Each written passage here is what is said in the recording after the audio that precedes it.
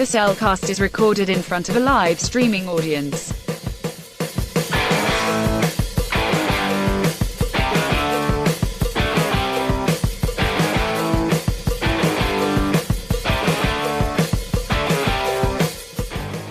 Hello and welcome to another episode of The Cellcast.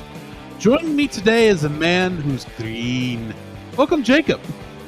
For envy? I don't know about that. No, not envy. Green with desire? I don't know. How desirous are you? Does Ashley need to be worried? Ah! Scary!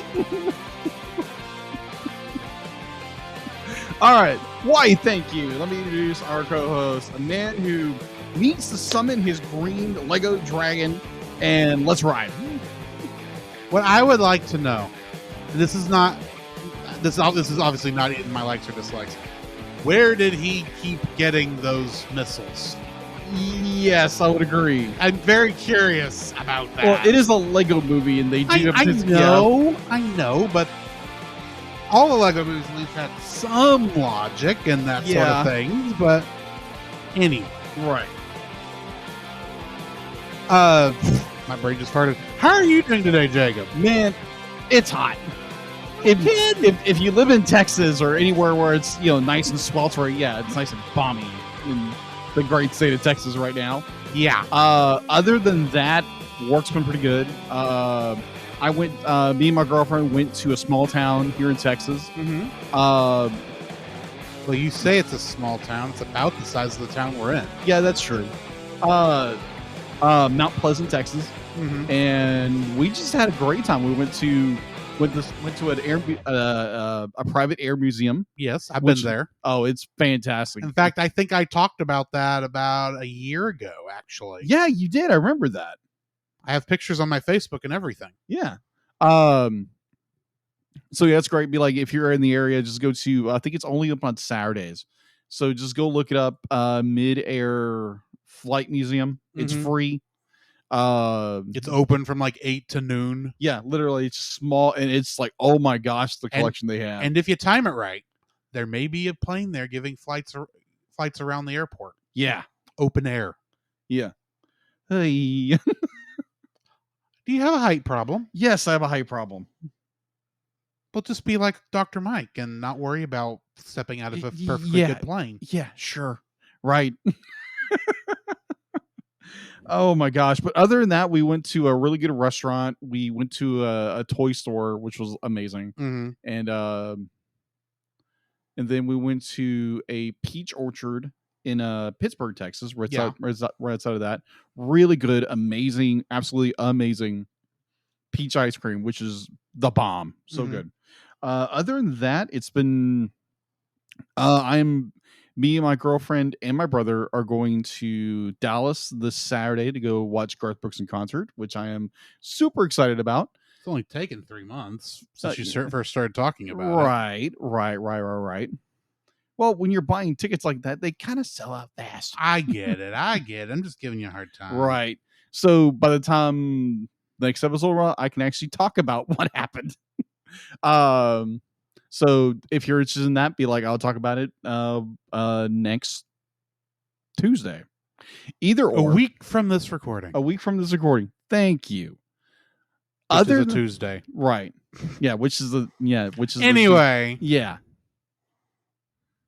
A day after Monday. But anyways, it's been pretty good. I can't wait for the weather to get a little cooler. Oh yeah, I'd like that too. Yeah, I think everybody would. And Brain, just pray for rain because we need it so bad. Oh my gosh! But yeah, I'm definitely looking forward to things coming up in this week. And yeah, so what has your week been like, Drew? My week's been pretty good. I was backed up on getting stuff released, and I haven't quite caught up yet on Cellcast. On the Kingdom Hearts retrospective, right? Which is why there's not been one come out yet this week. Oh. But I'll get back to recording those probably tomorrow night. But other than that, I just pretty much hung out, tried to stay cool. Right. Had to call maintenance out to the apartment yesterday. Oh, what happened? Well, if you want to go into it, I can go into it. Let me put it this way: have you noticed a smell in here at all? maybe a little bit. That's probably from when the water was dripping in in my bathroom out of the ceiling Oh, because the pan had clogged.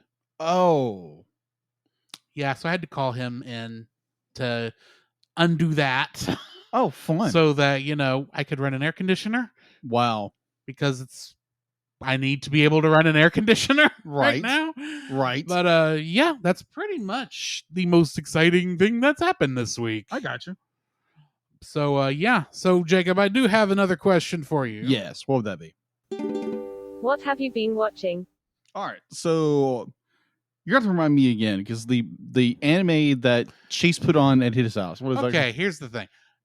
I'm going to just call it El Hazard El Hazard. because he said it was El Hazard the Wanderers, but on the screen it said El Hazard the Magical World or something like that. Right. And I saw both names on IMDb when I was looking this up because I was trying to figure out who Loudmouth was. And I don't remember Loudmouth's actual name because I only remember him as Loudmouth. But Loudmouth, who's most likely to be he's the villain. He is the the lead. antagonist. He is the lead villain. You know Right. that from the second he shows up. Right. Yeah, we watched that Sunday night. Yes. That was interesting. Yeah, it's like the first isekai. True. It only Plot. beats out Digimon by like a year. All right. So yesterday, while I was sitting in a box, I wasn't trapped in a box. I was at work, and it's, you attend a gas station for like 7 hours. At least the box is air conditioned. That is true. Amen to that. Unlike the parking lot. Yeah, which is a scorching. Been there. Yep, been there, done that.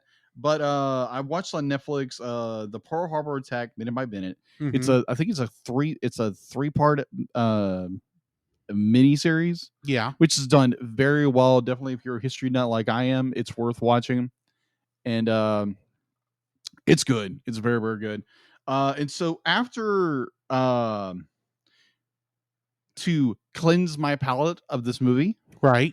while I was on Apple Plus, which is where I watched this film, Mhm. I was scrolling through the shows I have saved Yeah. or I have purchased. Mm-hmm. And this was a series that I didn't realize I purchased the entire first season.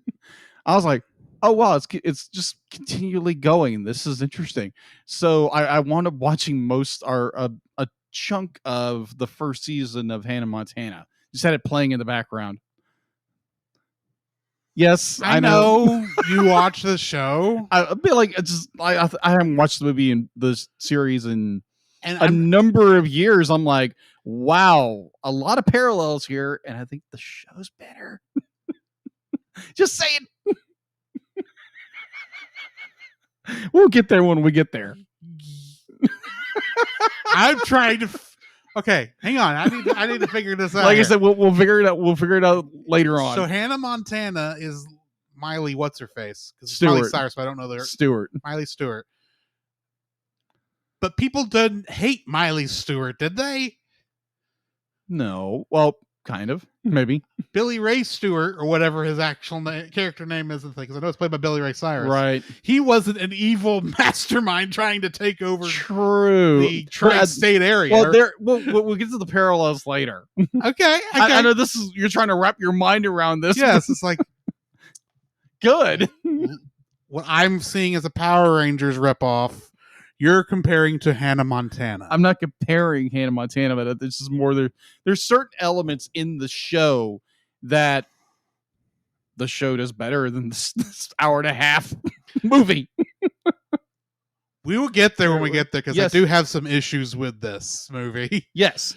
But yeah. Anyway, continue. Yeah. So after watching that, so while I was doing my notes, I actually had a lot of time on my hands apparently. So I watched The Phantom from the 1990s, the movie.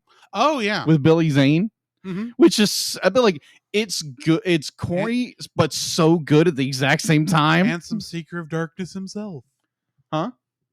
What? Kingdom Hearts Connection. Oh, He plays the original antagonist of Kingdom Hearts. That's right. I keep remembering that. You only heard the shadow, the hooded guy. You didn't actually get to hear him in full. Kingdom Hearts, fill me with everlasting darkness. So I watched most of it actually on YouTube for free. Right. Because they have those free movies you can watch with commercials. Yeah. Yeah, so I watched that. And I was just flipping through because I had to go back and rewatch the 2 episodes we were doing for TAS. Yeah. And so I'd be like, oh, there's Tailspin. I'll just put that on. Mm-hmm. And I loved Tailspin as a kid. It was a great show. Yeah, exactly. But yeah, I think I watched like the first 2 episodes were really good. And there again, it's Tailspin. So it's that weekday afternoon block. That was Disney Afternoon. Disney Afternoon. Thank you very much. Same thing that had Darkwing Duck and DuckTales. Woo! Yeah, stuff like and that. A couple other shows. Something about gummy bears. And, gummy bears. Yes. How could we forget? Chip and Dale. Exactly. Rescue Rangers. Exactly. Just question, be like, what was your favorite Disney Afternoon show? Obviously, because Darkwing Duck. When there's trouble, you call DW. Darkwing Duck. I had to ask that, right? Let's get dangerous. Yep. You're gonna get us a copyright strike.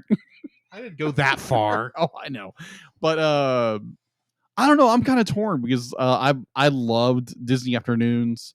I guess it would probably be I loved Darkwing Duck. Chip and Dale. I just love Chip and Dale. I love Chip and Dale.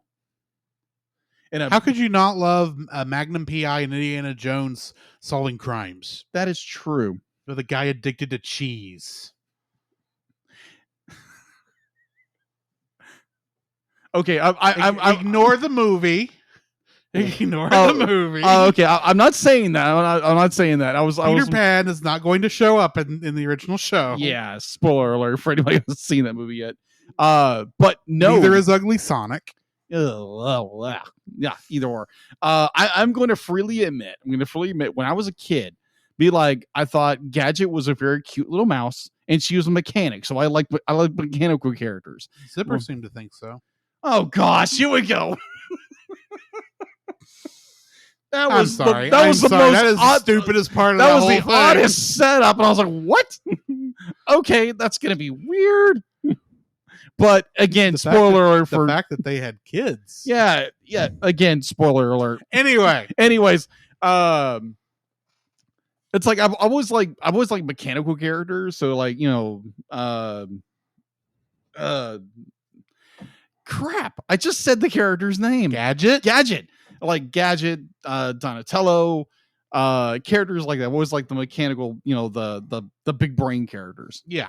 But overall, I'll be like, yeah, I think that's all I've watched right now. I think so. So what have you been watching? What have I been watching? Yeah. Well, along with El Hazard, as you did, not a whole lot. Mostly I've been watching a couple YouTube videos here and there. Okay.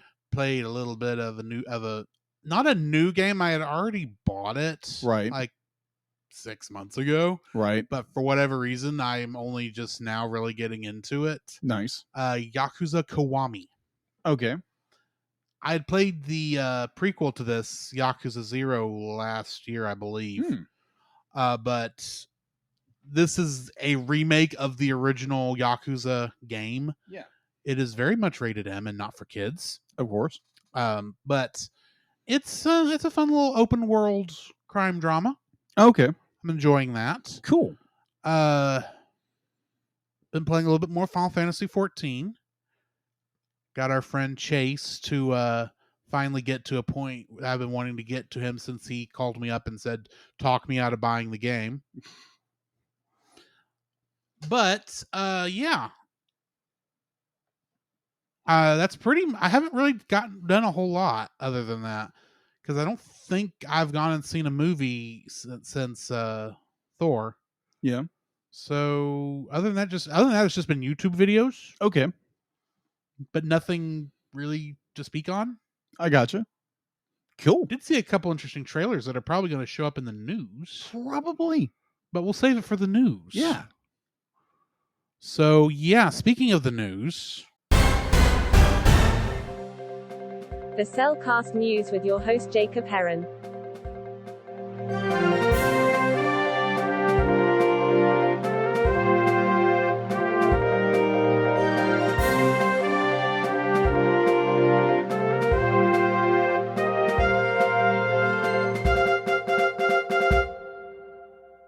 All right. Why? Thank you, D-Lit. So I'm going to start with a little sad news. Sadly, on July 24th of this year, of 2022, British-born actor David Warren, best known Warner, best known for his roles in Disney's Tron, which we reviewed, and Titanic, and hundreds of more. Sadly passed away. I know that Drew knows him more from. I know him more from Star Trek VI: The Undiscovered Country. Yeah, though apparently he also had a role in Star Trek V: The Final Frontier, but I don't know who he played. He played one of the. He played one of the ambassadors. Okay, so yeah, that probably is the drunk Klingon ambassador in that movie. No, it's not. It wasn't. Yeah. Oh, he was the human ambassador. He was the human ambassador. A lot of that movie is stricken from my mind, as I'm sure you understand. Right. But yeah, I forgot that he was the the Federation ambassador. To right. Nimbus 3, the planet of universal peace. Right. Which reminds me a lot of the Thor: Love and Thunder. The beginning of Thor: Love and Thunder reminded me a lot of Star Trek V. Ah. You know, him Christian Bale walking through the desert. Right. Bald, pale skin. You're right. And I'm sitting there going, I'm spooked. Do I need to be looking for a laughing Vulcan? All right. So getting to a little more better news.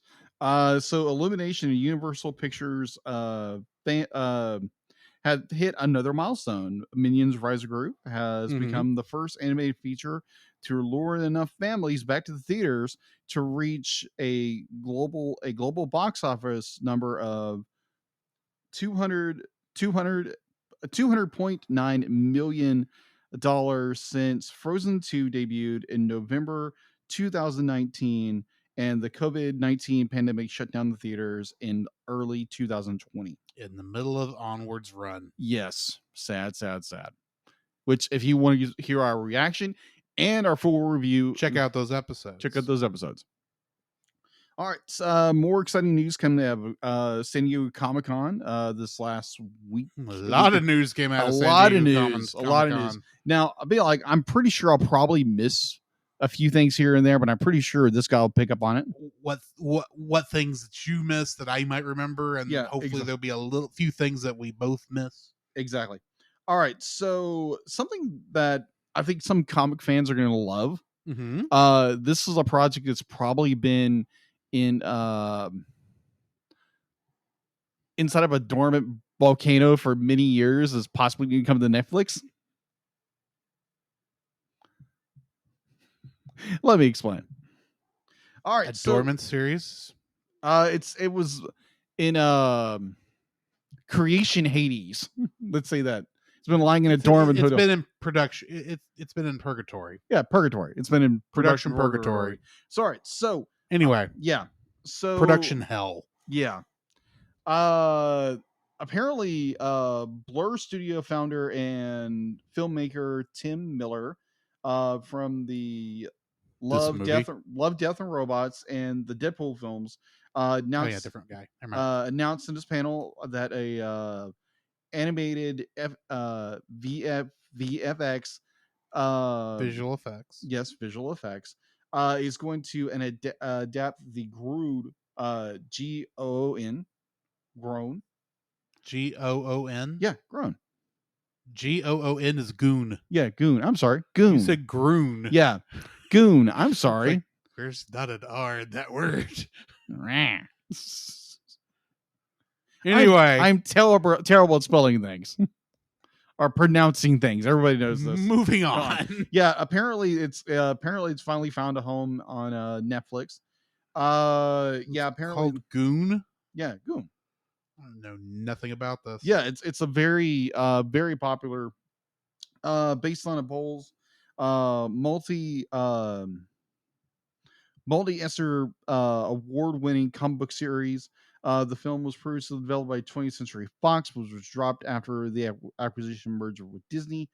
It was published by Dark Horse in 2003. The Goon originally debuted through Avatar Plus in 1999 with Powell's own Albatross Fun Books, launched in apparently there's a new series in 2019. So the story follows a hulking orphan raised by his aunt, a carnival strongwoman. When a gangster guns down his guardian, the Goon starts running the show, violently working his way through a horror comedy crime caper full of undead. Yeah, it just sounds like you're kind of a 1930s, 1940s kind of film noir fun time for a comic. Right. So yeah, original, let's see. It's like, yeah, that's basically Paramount has announced the third trailer for the third season of Star Trek Lower Decks. Yay, it looks good. Yeah, what I've seen of it. Let's see. Lower Decks will return to Paramount Plus. Yeah, Paramount Plus Thursday, August 25th. Streaming in the United States and Latin America. Crunchyroll has announced that tickets for Dragon Ball Superhero, which is the most oddest. It's because it's the problem is they've tied it to the franchise. Specifically, it's a tie-in to the show Dragon Ball Super. Yeah, and then the subtitle is Superhero. Yeah, which means it's Dragon Ball Superhero. Yeah, weird, but yeah, it's about as stupid as Power Ranger Super Mega Force. Very true. But yeah, that'll be coming to that'll be available for Funimation United States, Canada, Fandango.com. The film will be available in subbed and English dubbed. Mm-hmm. Showed over 2,500 plus theaters in North America on August 19th. This film will also be in select US based IMAX theaters, which not the one close to us. Yeah, because I know I've already looked it up because we're talking about doing a reaction to it. Yeah. Close to us, there are actually 2 theaters showing this. Yeah, which is amazing in and of itself for right. a 1 week anime movie. Right. And only the biggest screen we could possibly get would be the Big D at the AMC theater. Nice. Which is, I think, like close to IMAX, but it's not IMAX. Yeah. But anyway, large format. Right. All right. So kind of going into the Marvel Cinematic Universe, which is something we normally don't do on this show. I Am Groot is launching exclusively on Disney Plus, starting on August 10th. This will be 5 shorts available for viewers, and apparently it's about the adventures of Groot. Specifically Baby Groot. Yeah, Baby Groot. Because this ain't the teenager Groot from Endgame. Yeah. So speaking of MCU, teaser images come out for Spider-Man Freshman Year with its cast. It is said to be like the suit design. So this looks interesting. It's kind of like a homage to like Spider-Man's golden years. Yeah. Just kind of modern, that kind of stuff. Mm-hmm. It looks cool. So yeah, that came out of Comic-Con. And apparently Daredevil's going to be in it. Yeah, apparently Daredevil's is in everything. Yeah, because he's getting his own show too. It's not animated, but I'm going to bring it up here. Right. And Charlie Cox is in both. Yes. Which makes me wonder, is Spider-Man Freshman Year MCU canon? Maybe. I'm not sure yet. Plus, there's another thing that I'm curious if is MCU canon coming up, but I'm sure you'll get there in a minute. Possibly.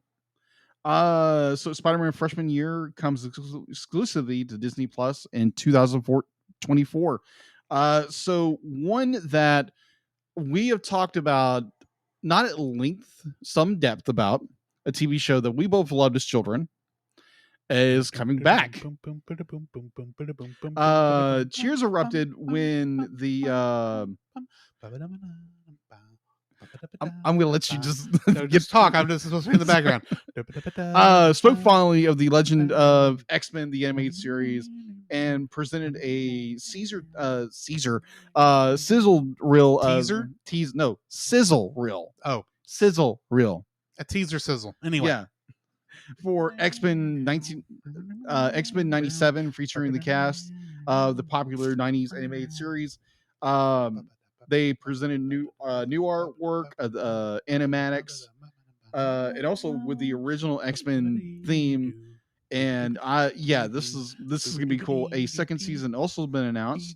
X-Men 97 is an animated series from Marvel Studios that explores new stories from the iconic 1990s timeline of the original series. X-Men 97 will begin streaming exclusively on Disney Plus in fall 2023. Snick. anyway, So that's all I have for info and stuff. Unless you are, wanting to say something okay, else. just to verify, make sure I understood everything you went over. Along with Goon, which I knew nothing about. Right. You talked about Lower Decks. Yes. You talked about Spider-Man freshman year. Yes. You talked about X-Men 97. Yes. Did you talk about What If Season 2? No, I didn't. Because What If Season 2 is happening. Yes, it is. And it's animated also. Yes. But that's the only other animated thing I was really keeping up with. Right. I know they're also doing Marvel Zombies. Yeah, and it's going to be TVMA. It's going to be mature. Oh, fun. Yeah. Huh. But again, you kind of want a zombie thing to be a little bloody. True. So very, very true. Anyway. So that's all I have for an info and stuff. All you got? The info and stuff. We jumped ahead. You mean I'm the sorry, news? I'm sorry. Well, let's back up from info and stuff, and how about we go over our spoiler-free review? Yes. Certified fresh and spoiler-free. All right, we are reviewing the Lego Ninjago movie, or as I like to think about it, Lego Rangers Ninja Force. This is actually my second viewing. Really? I did see this in theaters when it came out, and I remember it being okay. Right. Because here's the thing about the Lego movies. Mm-hmm. This is being the third one. The first one, while I thought was brilliant, it goes downhill from there. Teetering. Literally, I do believe they jumped a shark in that first movie. Mm-hmm. And they've done some interesting things going forward. It doesn't really get too bad till you get to the Lego Movie 2. But this is for the only one that's actually a fully Lego owned property in which no licensed characters at all show up, except for perhaps Jackie Chan. Is he licensed at this point? I would hope not. Yeah. But this one is at least based somewhat on a TV show that was on Cartoon Network before. Right. Called Lego Ninjago Masters of Spinjitzu. Right. Which I've seen some of, but not all of it. Like, I've literally seen like maybe a couple episodes. Yeah. From all across the seasons, because there were 7 seasons of that show. Really? I didn't know that until I was looking things up.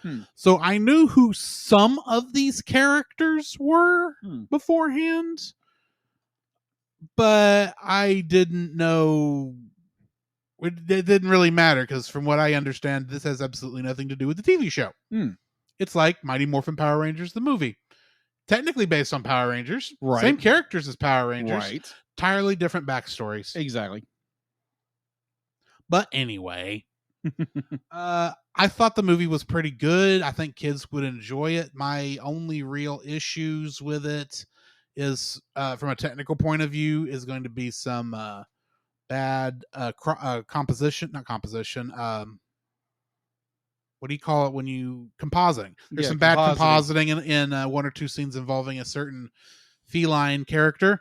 Oh yeah, definitely. That's really the only thing I'm really kind of super negative on, and I will get some more on talking about that later. But for the story it's telling, I think it's pretty good. It's just that it's just standalone. It'd be a fun show. It's a fun movie. It's not necessarily bad, but it's not great. Agreed. But that's just my spoiler-free thoughts. What are yours? My spoiler-free thoughts to this film. This is the first time watching this film, and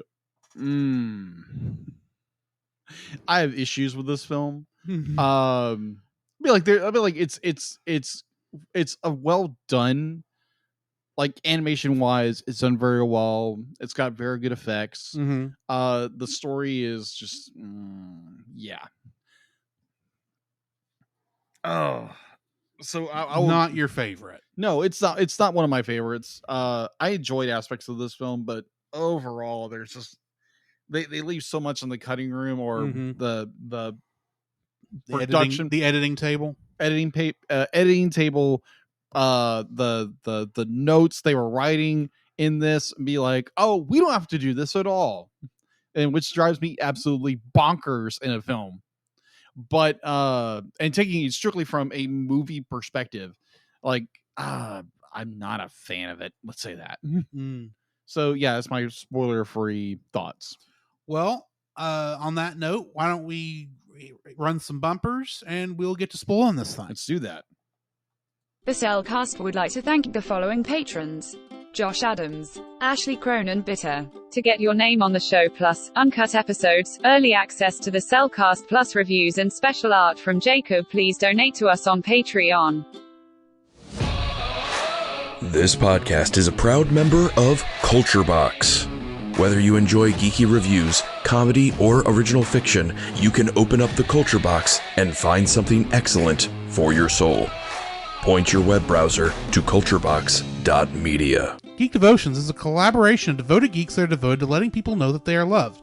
They produce a weekly geek culture-infused devotional, their podcast Com Talk, another podcast where they talk about bad movies called Bottom Shelf, and another podcast where they read books, allegedly. And there are written articles, all designed to encourage and challenge people in the geek community, bridging the gap between their faith and their geekdoms. Find all their content at geekdevotions.com. This show is a part of Pop Americana. For more great shows like this one, please check the link in the episode description. Do you like Star Wars? I don't just mean the original trilogy. Along with that, I mean the prequels, the sequels, the anthologies, the animated shows, and of course, who doesn't like Baby Yoda? Well, if you've been in the fandom for any length of time, you know how toxic the fandom can get. And if you'd like to be able to discuss a galaxy far, far away in a much more positive light, might I suggest searching out The Outer Rim, a Facebook group dedicated to all of Star Wars, and check out their YouTube channel, which you can easily find at Pop Americana, which the podcast you're currently listening to is also a part of. To find that and more, check out the link in the description. The following is a spoiler-filled review for the movie The Lego Ninjago Movie. Wah! Listener discretion is advised. The Lego Ninjago Movie was directed by Charlie Bean, who also directed Tron Uprising, the TV show. It was also written and directed by Paul Fisher and Bob Logan, who also wrote The Croods: A New Age. Ah, okay. And then it was also written by William Wheeler, Tom Wheeler, Jared Stern, John Whittington, Hillary Winston, Dan Hagerman, and Kevin Hagerman. Yeesh.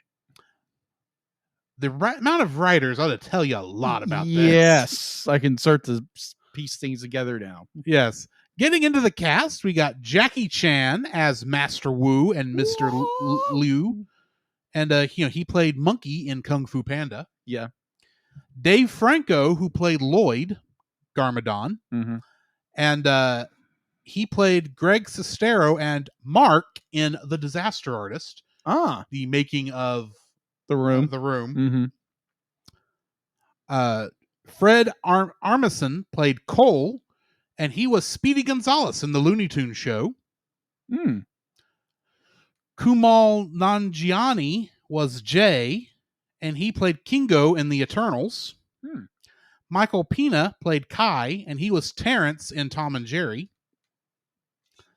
Zach Woods played Zane, and he was Carl in the Angry Birds movie 2. Abby Jacobson played Nya. That is her name, Nya. Yeah. And she was Katie and Dog Cop in The Mitchells versus the Machines.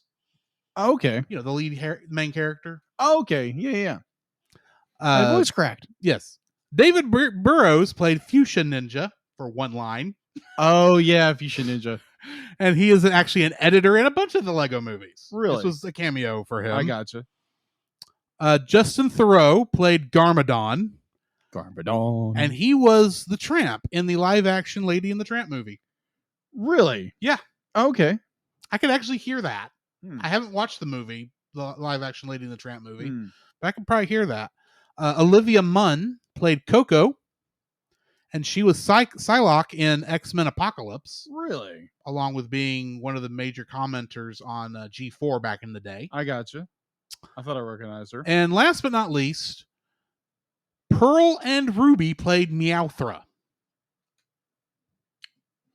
Real who? The cats. Yeah, the cats. I listed the two cats who played Meowthra. I gotcha.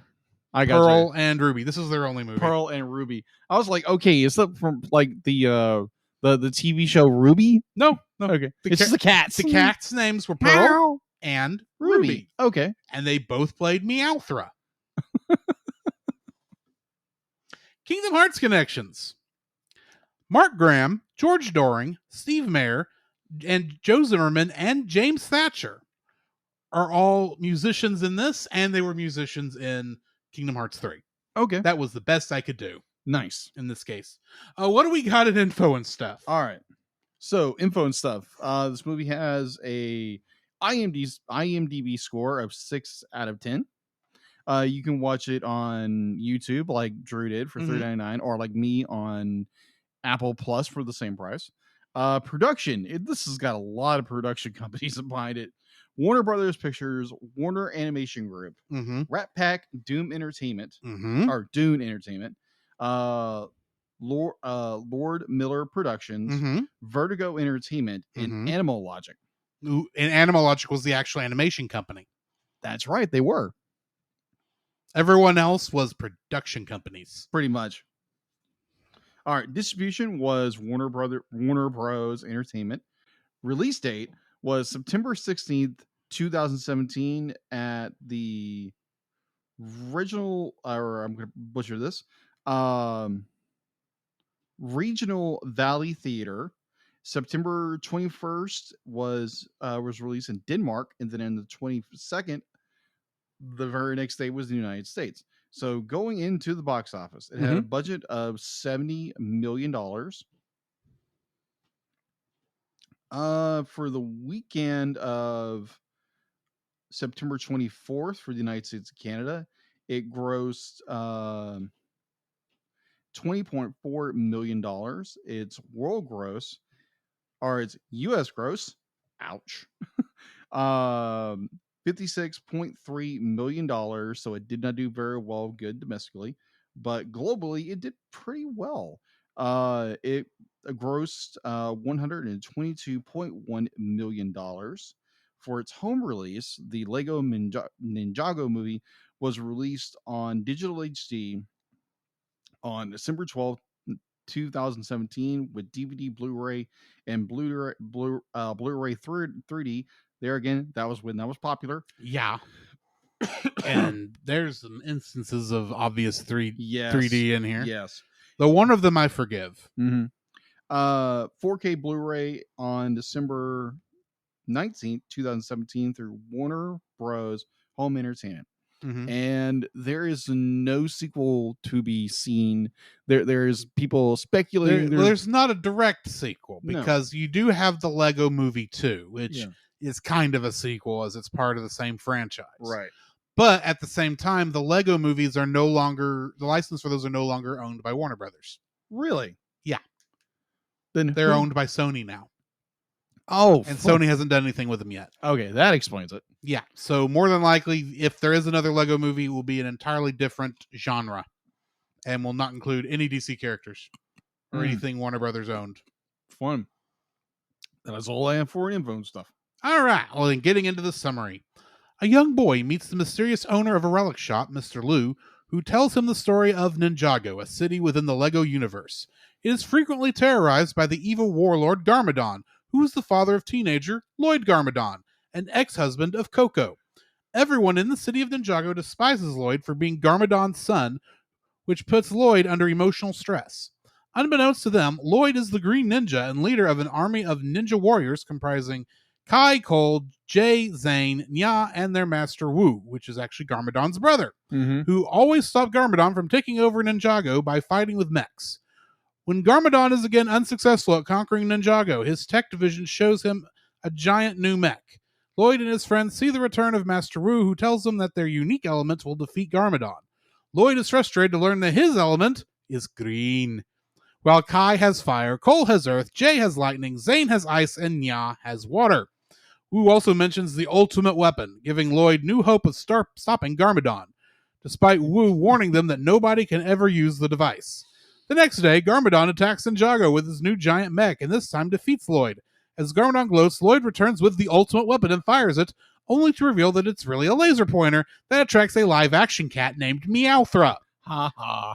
Garmadon points the laser at the ninja's mechs, which the cat destroys, but Lloyd breaks the laser pointer. As Garmadon celebrates his victory, Lloyd unmasks himself and denounces his father, leaving Garmadon confused.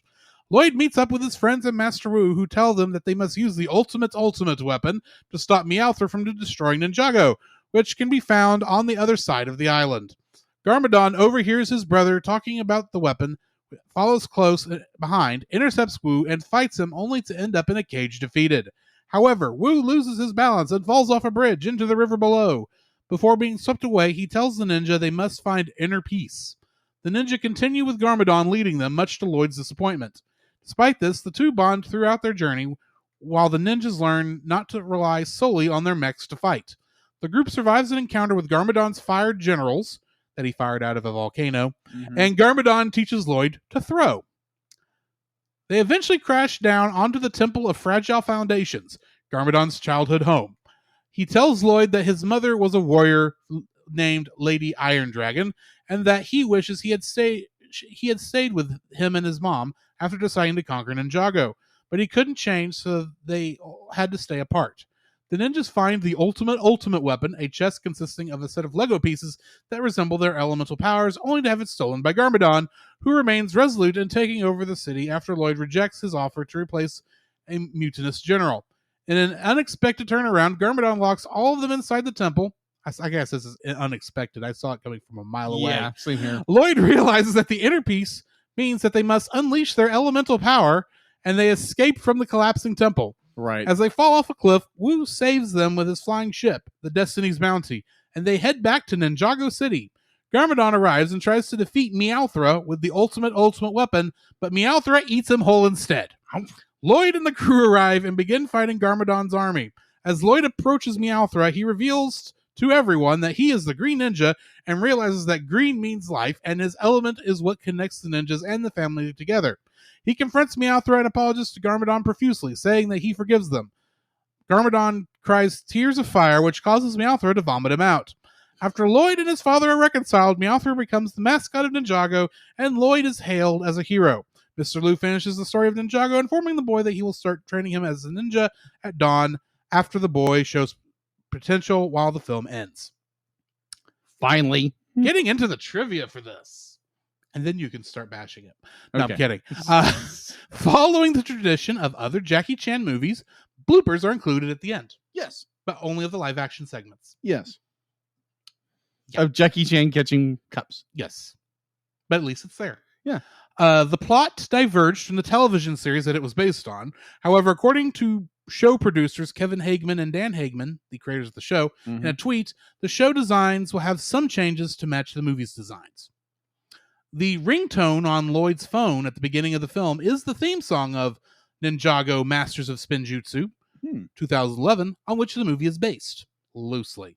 Yeah, loosely. During the scene where Lloyd says he is sorry to Garmadon for saying he wish he wasn't his father, Dave Franco actually broke down crying.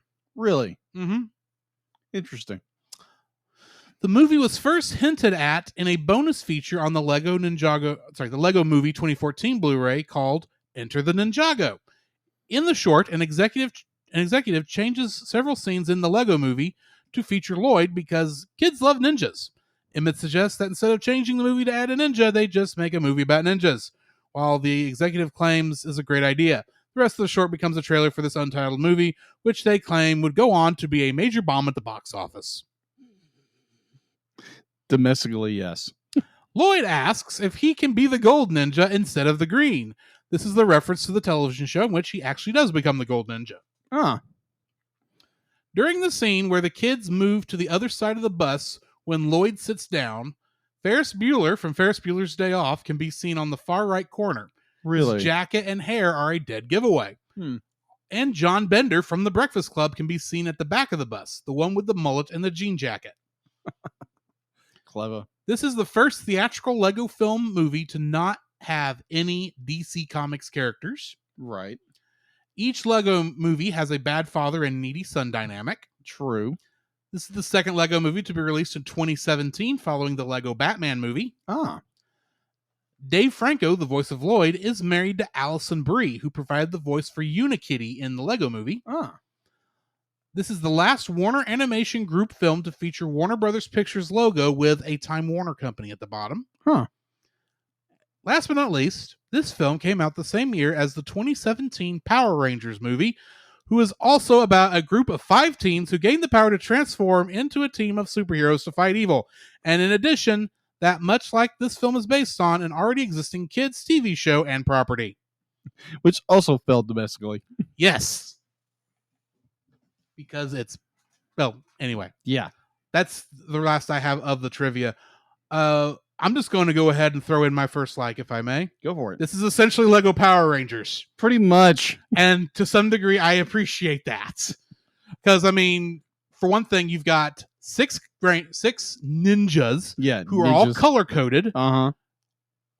Interestingly enough, red, blue, white, black. I don't remember what the color of what Nia's color was. I guess that's blue. There's 2 blue ones. There's 2 blues. It's like a lighter blue. And a cyan, we'll say. Yeah. And then green, of course. Yeah. With the Green Ranger, Green Ninja, obviously being the leader, which Tommy would end up being in Power Rangers. Yeah. Though not as the White Ranger. As the White Ranger, but right. And let's face it, this kid kind of looks like Tommy if Tommy had blonde hair. Yeah. And was a Lego man. And could play the entire time. All we're missing is Lloyd going, I can't do all of Tommy's things. But yeah. It's essentially Lego Power Rangers, and a part of me enjoys it for that. Really? Just that simple aspect. Okay. You got a hint. You got 2 big transformation sequences in the middle of this film. Right. You've got giant robots that were this close to actually having to transform into a giant combining robot to attack the giant shark robot that Garmadon had. Right. I mean, the only other really thing you're missing is a witch who keeps having headaches. That's all you're missing. Very true. Very, very true. So yeah, that's my first like. This is essentially Lego Power Rangers. I agree with you. So I'm gonna mix my likes up a little bit because it just makes more sense after your first like. We have a kaiju kitty. We have a kaiju kitty. I like it in concept, but more on that later. Right. I thought it was very funny. I was like, wait, because when Lloyd pulls out the secret weapon and it's like, that's a laser pointer. It's a laser pointer. And I remember when I was first watching this and going, wait, what? A laser pointer? That's not good. Why is it giant? Wait a minute. This is Lego movie logic. Yeah. What? Oh no, we're about to get a cat. We're about to get a cat. Because the cat was at the beginning of the film. Yes, they kind of foreshadowed it. I was like, more on that later. Yeah, because I will bring up something that probably you haven't noticed. Oh, okay. But I thought it was really enjoyable that they did this live action. Now, granted, there's a lot of problems with the layover, Mm-hmm. but I thought it was kind of funny. The cat's just trashing the city like a cat would. I mean, I can see that. If this, anyway, yeah, I thought it was just funny. I thought it was funny that they did that. I thought it was very unique. They decided to bring an actual cat in and not just make a Lego cat. But yeah, I thought it was funny. And plus, the cat trashes the mechs Zords. Yes. More on Meowthra later. Yeah. I have some opinions. Right. But anyway. Yeah. That's my first like. My second like is that in this film, Lloyd has to actually learn how to forgive. We actually do have a decent theme in here where Lloyd feels ignored by his father. Mm-hmm. He's annoyed that his father is an evil villain, and it's caused so much trouble with his life. Admittedly, he's got more reasons to be annoyed at his father than I think most of us have reasons to be annoyed at our fathers, whom we are. But he has to come to realize, anything that his father did to him, either directly or indirectly, doesn't matter. He needs to forgive him because they are a family, and if they're ever going to become a real family again, forgiveness has to happen. I agree with you on that. So yeah, I'd say a good big theme of this film is forgiveness. Yeah, I completely agree. The overarching theme is really good with the idea of forgiveness and learning to just learning to forgive, learn to forgive. That's a very crucial lesson to learn in a lot of ways. Yes. My second like would actually be the actual background. We finally get to this background that has been driving me nuts the entire film, that they finally get to it, but it's actually the background on Coco. Yes. The mother. And I was like, oh, this is kind of cool. That'd be like they finally I'm just like, I'll get there when I get in this likes. But the notion or the realization that'd be like, oh, the mother's a ninja. The mothers are a warrior or something like they don't some kind of warrior. We don't we only ever get to see her in the flashbacks, and that's obviously through Garmadon's nostalgia classes. Yeah. So, and at the very end where she's like training people and that kind of stuff in her armor. But and at least they do hint at that near the beginning with Aya's Nya's driving through the school on her motorbike, and it's got her painted on the side of it. Oh yeah, that's right. It does. Mm-hmm. I didn't catch that at first, but touche. Yes. At least it is hinted at. But true. I do love the idea of, now granted the plot of this is like, okay, you have this mystic warrior or ninja, whatever she is. Mm-hmm. I promise what they start you throwing around ninja the entire time. Either way. That Garmadon sees her, they fall in love and be like, and it's like, oh, I'm gonna change and da da da da da, and that she realizes she can't go down this path and blah blah blah blah. She takes Lloyd with him. Garmadon becomes Garmadon, and I thought it was interesting. I thought it was an interesting plot. I was like, okay, so we're finally getting somewhere with this whole thing. It's like, with how did mom and dad actually meet? Yeah, but. Yeah, that's what caused them to separate. Yeah, exactly. I thought it was very. I agree. That is a very interesting backstory for that. Yeah.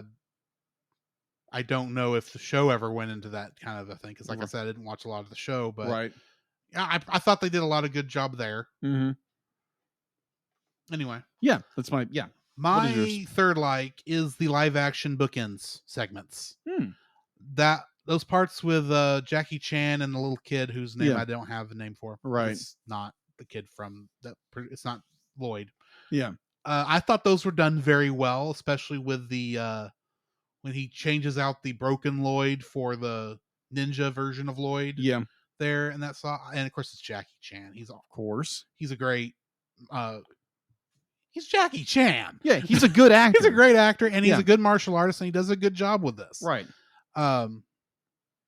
Yeah, it's just a fun. It's just a fun little bit of a setup and Yeah. ending, and I appreciated it. Okay. My third like would actually be the mechanics of how they do like Legos, like when it comes to the mechs. Yeah, The mechs, and like you get the shark mech, you get the fish mech, you get all these other mechs, but you actually see the mechanics of how they work, and because obviously they're using Legos. Yeah. So this is Lego still mechanics are just freaking amazing. This is still using the same concepts. Yeah. Of how to handle the Lego pieces that the Lego movie and the Lego Batman movie used, where it's stop motion but it's made with CG. Yeah. Except they've slowly moved away from making it obviously feel like stop motion. But anyway, very true. I really enjoy that about these films, that you get this like almost realistic mechanics with characters. Now, I do agree with you. In this film, they kind of gotten away with it from the stop motion kind of aspect CG.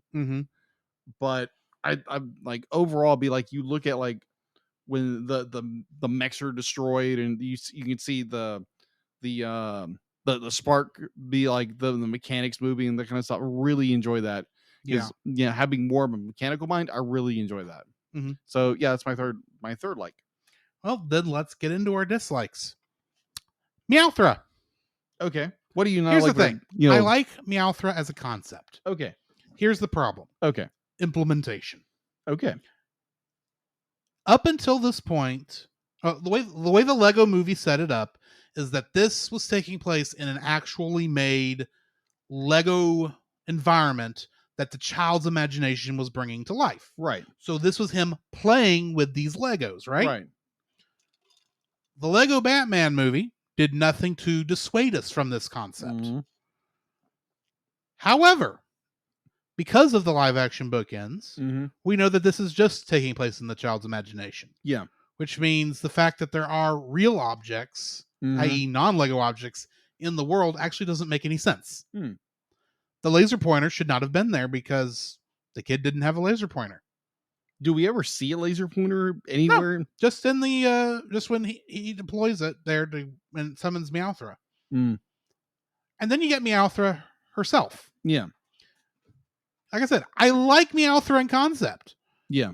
But because Meowthra is very obviously based on Jackie Chan's cat in those bookends. Yeah. That's the only reason she's there. Yeah. And they're two different cats. True. They are two different cats. Painfully obvious two different cats. Yeah. As you say that, yes. Yes, because they're entirely different fur patterns. They are both gray cats, but one is a dark gray tabby, and the other is a light gray tabby. That is true. And dark gray tabby is fatter because it's an older cat. Yeah.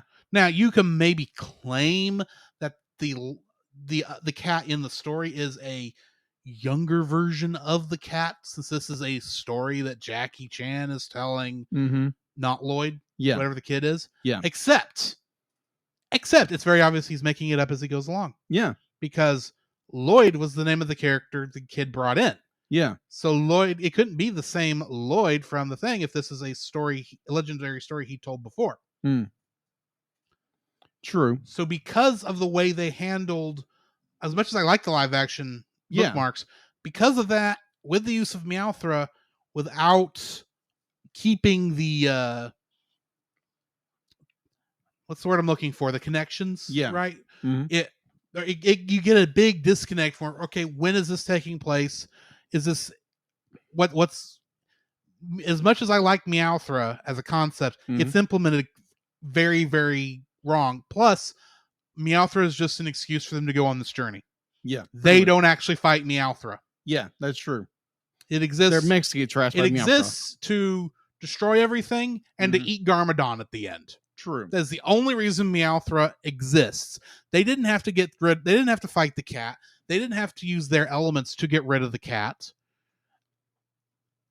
They didn't have to do any of that. Yeah. All they had to do was get the green person up to talk to Garmadon to make him cry fire so that the cat would throw him up. Yeah, pretty much. Which means the cat could have been anything. it didn't necessarily have to be a live action cat that happened to be romping through the town. Yeah. It literally, as much as I like Meowthra as a concept, they didn't. And this is the thing: the Lego Movie, where we had the most of these live non-Lego objects in the story. Every single one of those times they implemented one of those, it made sense. It was perfect for the story. It made sense for the scene. Meowthra, granted, it's a kaiju that they need to go fight because Power Rangers fight giant monsters. Right. And I'm still going to say it's based on the Power Rangers concept because I doubt any of these people watch Super Sentai or Ultraman or any of those kind of shows. But the way the fact that they didn't even, the journey they went on was unnecessary. Okay. Because it could have been probably done a lot easier at home fighting Garmadon. And you could have done the same forgiveness story, I think, in a different way. Yeah. And not have to set out on this journey because a giant cat is attacking. Yeah. All you got to do is have some reason for Garmadon to take over that's not related to, random cat 23. Yeah. And they have to go on this journey. Yeah. Not why Garmadon ends up helping them. Well, that's just because Garmadon's stupid. But yeah. Meowthra is completely, as much as I love the concept of Meowthra, completely unneeded for the film. Okay. I do like the way they do set up Meowthra, because it's Meowthra. It's a play on Mothra. Yeah. So play on words. Yes. So the way they set him up, the set up this cat character is like, okay, be like you see the cat in the shop. Yeah. It's okay. So that's the way they kind of tie it in. But I do understand where you're coming from, is that it's just like, okay, so you bring the cat in and it kind of breaks the illusion of what be like, this is a make-believe world. You bring in a cat from the real world. Yeah. So yeah, totally get it. I'm just saying, if you're going to do, it really does feel like, as much as I like the bookends, they thought of that afterwards. Possibly, yeah. Because if they hadn't had those and just went straight into the movie without either one of those two bookends, I could probably accept Meowthra faster.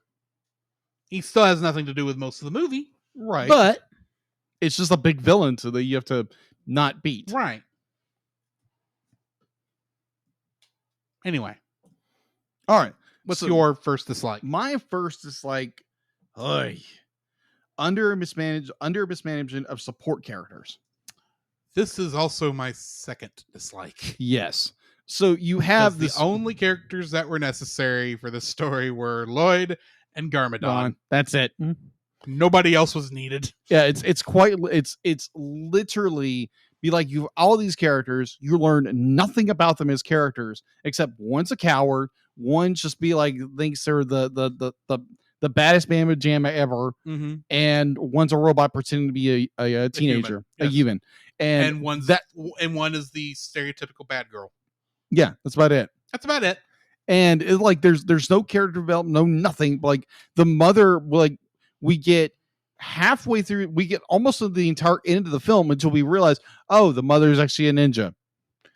Well, that could have worked, I think, if they may have hinted that she was knowing more than just, oh, you need to forgive your father because I'm still in love with him, but he wouldn't come with me and be a boring office worker in the city. Yeah, or they could have done more like how they did in the Bad Guys with the assistant mayor, I think it is. Yeah, the Fox girl, the one who's essentially the mayor. Yeah, essentially the mayor.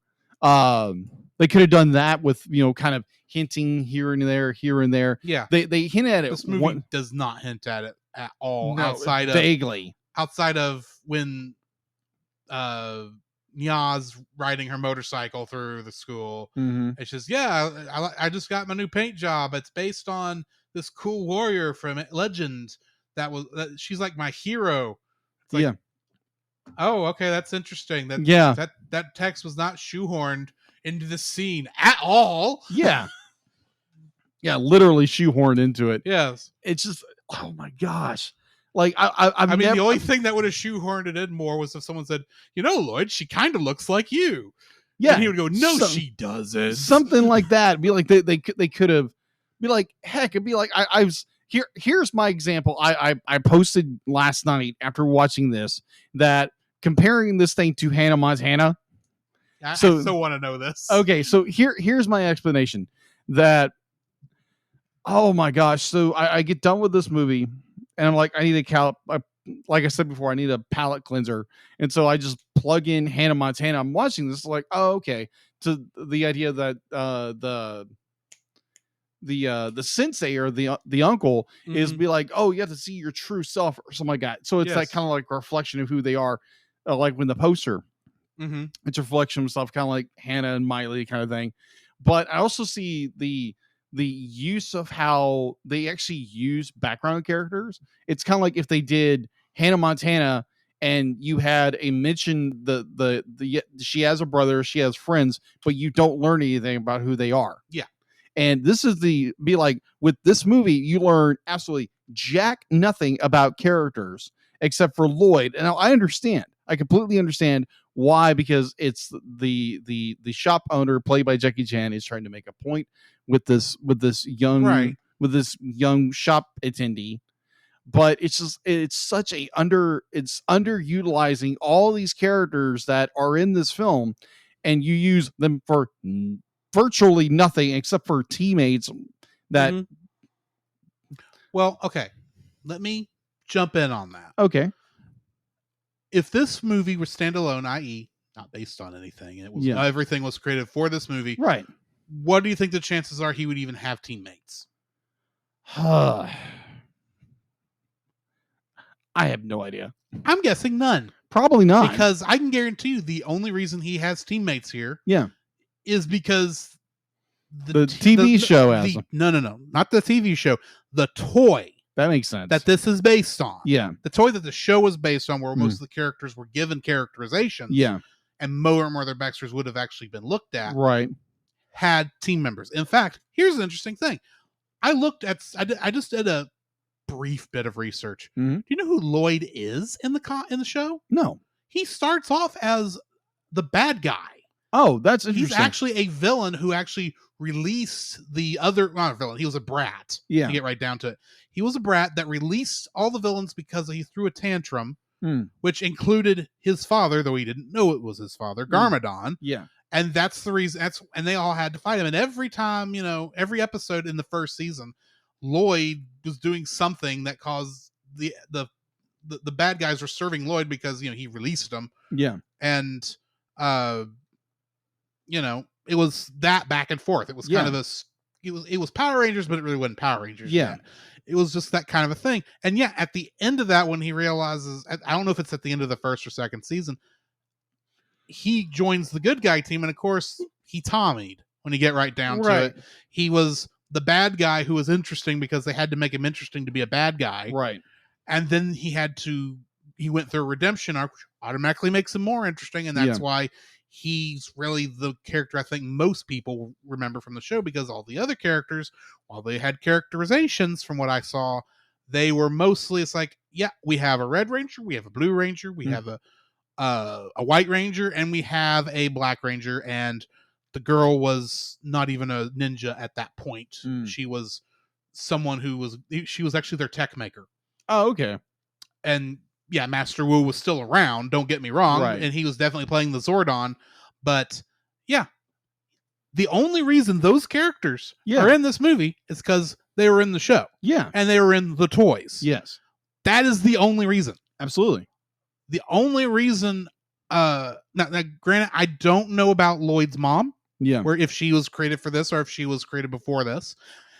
I know Garmadon was in the show, and I can tell you that he got his powers, from what I read, because he was bitten by a snake that was bitten by a spider, which is both stupid and, you know what, I'll go with it, because this is kind of a stupid concept. Yeah, agreed.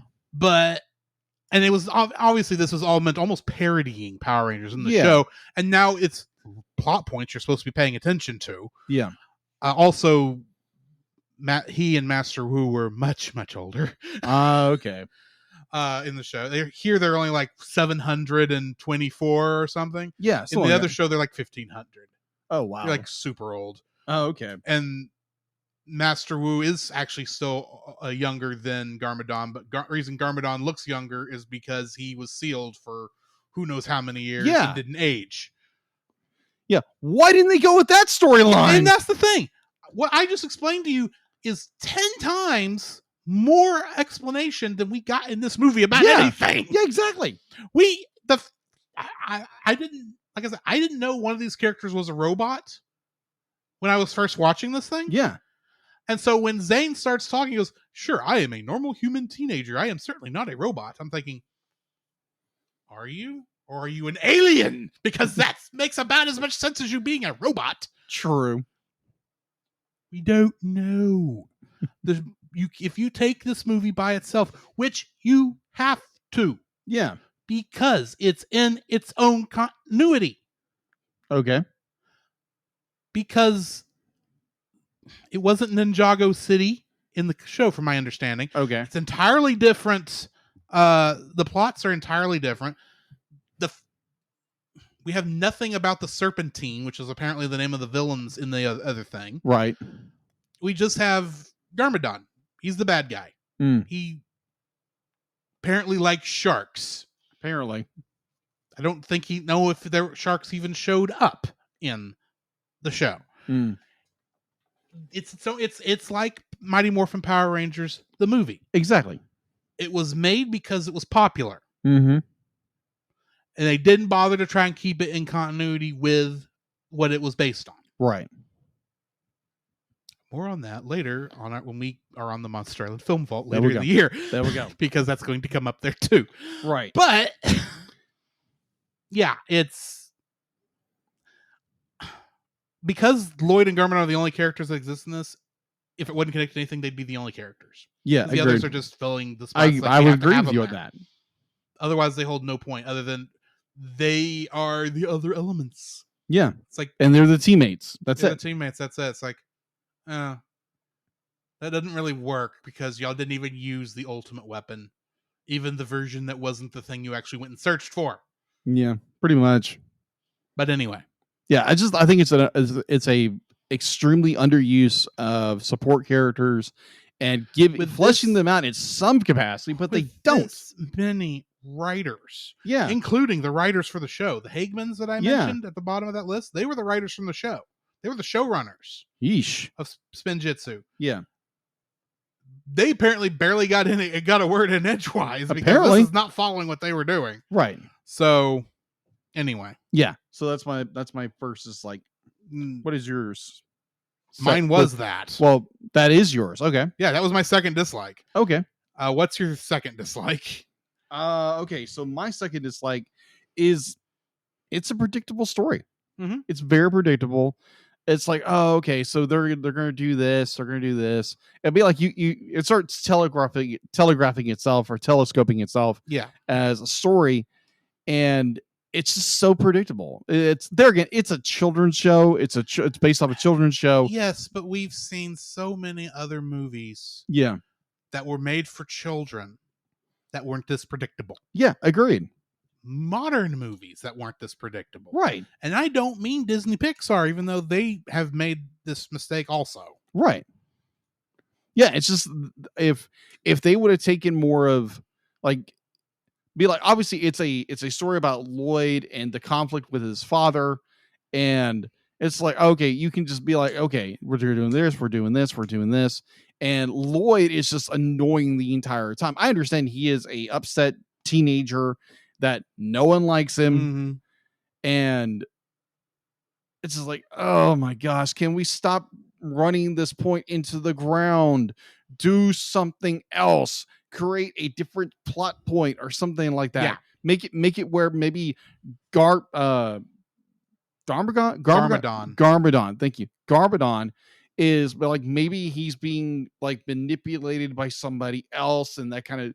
If they would have done something a little different in this story, it would have probably been a lot better, because I paused the movie at one point and I'm like, this is just a bland story. Mm-hmm. It's Like, yeah, it's great that you get this forgiveness story and everything's happily ever after, but it's just like, it's just predictable. It's such a predictable and bland story. Mm-hmm.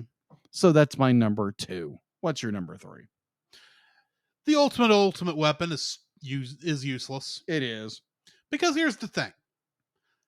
They go on the search for this thing literally 45 minutes into the movie is when the search starts. Yes, 45 minutes. We're told we're told about their elements, Mm-hmm. fire, water, ice, wind. No, wind is not used. Should have been, but it's not. Yeah. Fire, water, ice, lightning, and earth. Yeah. And then Lloyd's is green. Yeah. Granted, I like the joke. Yeah. The joke is funny because how many times when we see something like a Skittle, we say, "Oh, what color? What flavor is that?" I don't know, green. Yeah. I don't know where it's supposed to be because they all taste the same because they're all actually the same flavor. Spoiler alert on Skittles. I think some people might fight you on that, but man, my understanding is most of the plain Skittles. Yeah, I won't go into the other flavor varieties. Tropical and whatever. Yeah, but most of those they're actually the same flavor, and the only reason they taste different is because they look different because of psychology. But beside the point, right? When we actually do get to where the elements are being stored, the physical objects. Granted, that looked cool. You had the element that looked like fire. The fact that the water one is the same as the fire but blue. Yeah, I thought that was interesting. And the lightning thing, all parts. And then the green element was a leaf. Yeah, I'm thinking, nature? Is that what his power? That's what I kept thinking.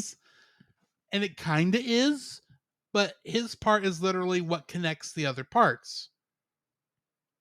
So he's the stand. Pretty much. That's almost degrading. I can understand if it's the be like green being life and it's able to generate everything and it's able to glue bring these elements together. Yeah. And that's kind of what they went with. Yeah. But here's the other thing. That is not how the elements are used at the end of this film. No, they're not. I don't even mean, granted, you do the thing where it's like, you have the ability to create the elements inside you. You don't actually need the physical objects. That's great. I've seen that before. It works. If they'd have just stuck with that, that would have been great. Here's the thing. What actually defeats Garmadon? His Meowthra. Yeah, Meowthra. Yeah. But the conversation he has with the sun.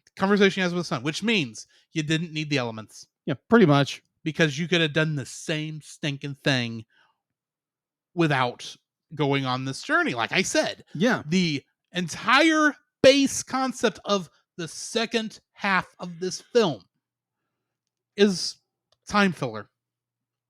Pretty much. You could have done anything to get the two to talk to each other and to realize and to have this relationship grow.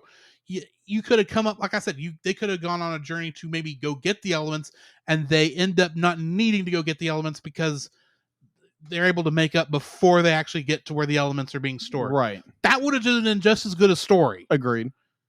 But no, they go so far to get you to the physical elements, and granted, I do love how they showed them off. Yeah. Now, granted, obviously, it was supposed to be taking advantage of the 3D. Yeah. If you bothered to see this in a 3D movie, which I haven't done in years. Right. But I did, even without that, it was kind of a cool effect that these elements are so powerful. They break the screen. They're able to exist in the outer, they were otherworldly. That's kind of how I rationalize it. Yeah. It still looked, this is one of the few times when this effect happens. Yeah. It still looked cool. Yeah. And that's kind of the thing with a Power Rangers type story. It still has to look and feel cool. Yeah. This movie kind of breaks that rule a couple times. Yeah, agreed. But the fact that they go and they get these elements and the elements are not worth it. Yeah, they're not even necessary. It's like, oh, you have the power within you.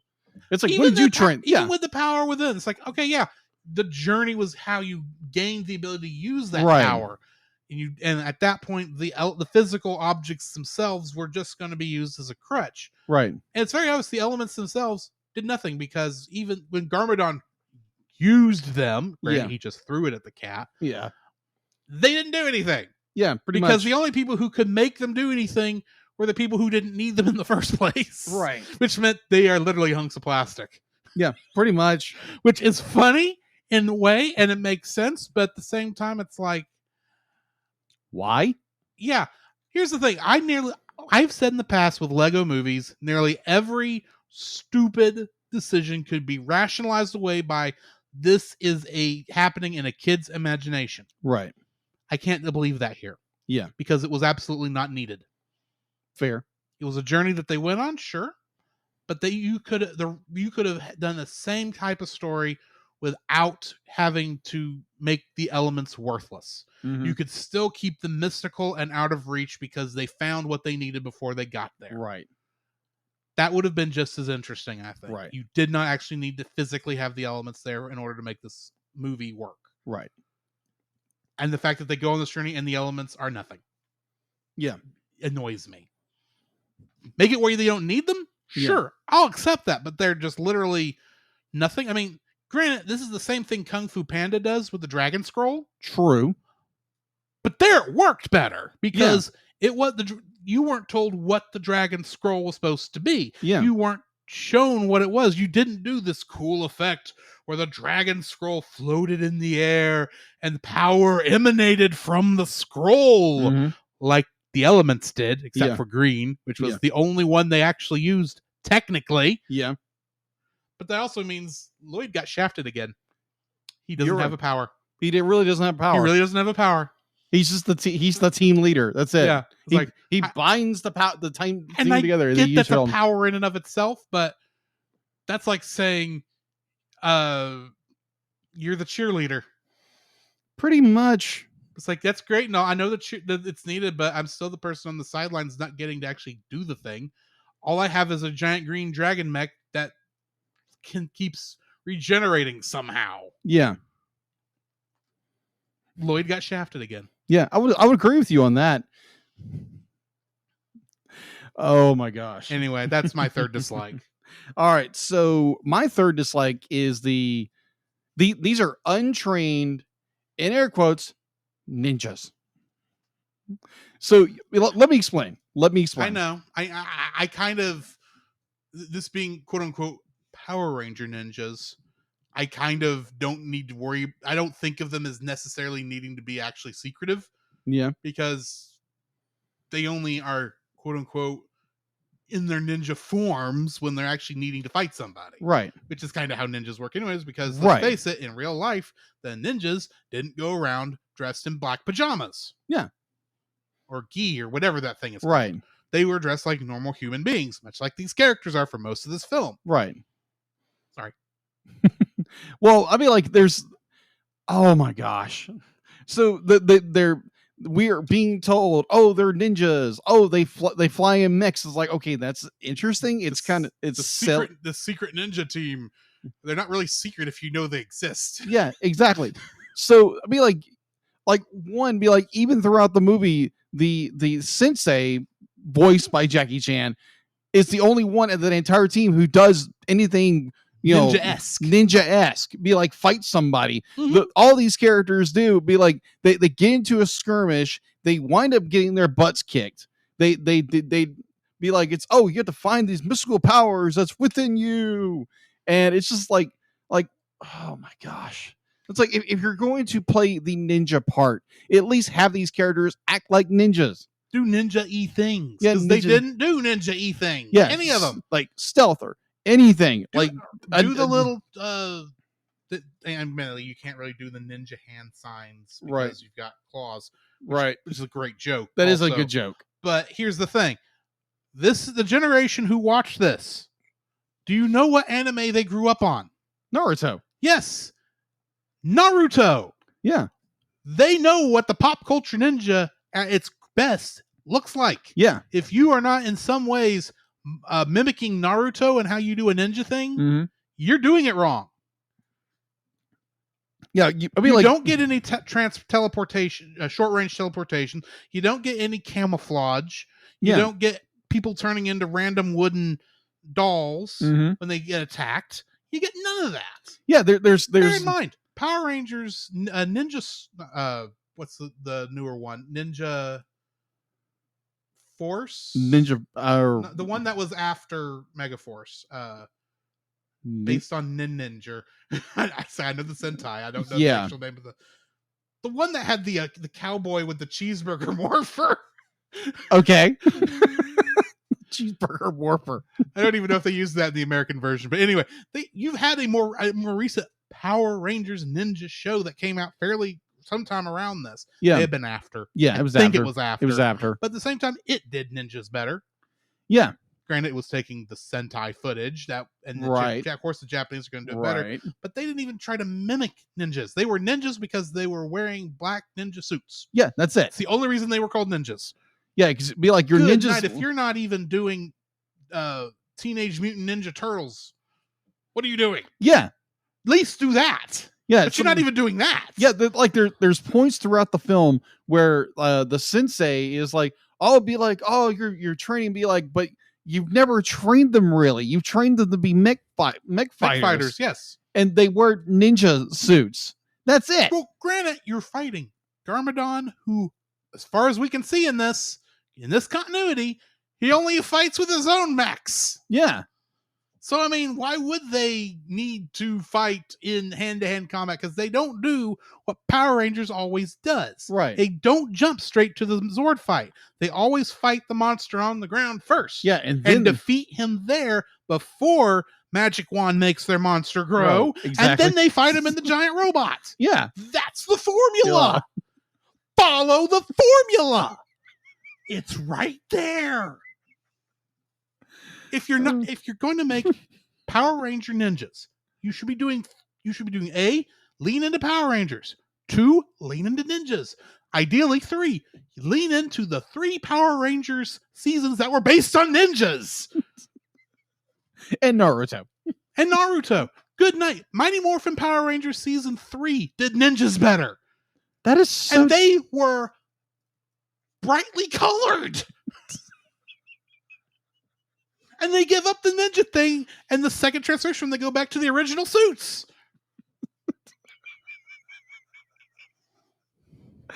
Yeah, it's, oh my gosh. Yeah. So to round anyway, so to round my third, it's like they are not ninjas. They're mech fighters who don't know how to ninja. The only reason they're called ninjas is they run around in gi that they throw on when they're in the mechs, and they know nothing how to fight. It's like, oh, we need to use our powers. Be like, just call them, Mystic Warriors or something like that. Not ninjas. Mystic Warriors would have worked better. Yeah, they're not ninjas. Now, granted, like we said earlier, the only reason they're ninjas is because in the show they were ninjas. Yeah. Now, granted, I've not watched the show. I don't know how ninja-esque they were there. Yeah. But I assume they were following the Power Rangers motif because of how obvious Power Ranger knockoff it is. Right. Anyway. Ninja kick the darn rabbit. It is what it is. Agreed. So that is my... What are you rating this film? I'm giving it a 5. Oh. I just be like, I was so frustrated with this film at so many other points. I'm like, really? You're doing this? I understand you were a kid's movie, but at least push and, prod with your audience, make them think, make them like, oh my gosh, this is a really good film. Your characters are not ninjas. They're Mystic Warriors. That's all they do. They fly in mechs or, Zords or whatever.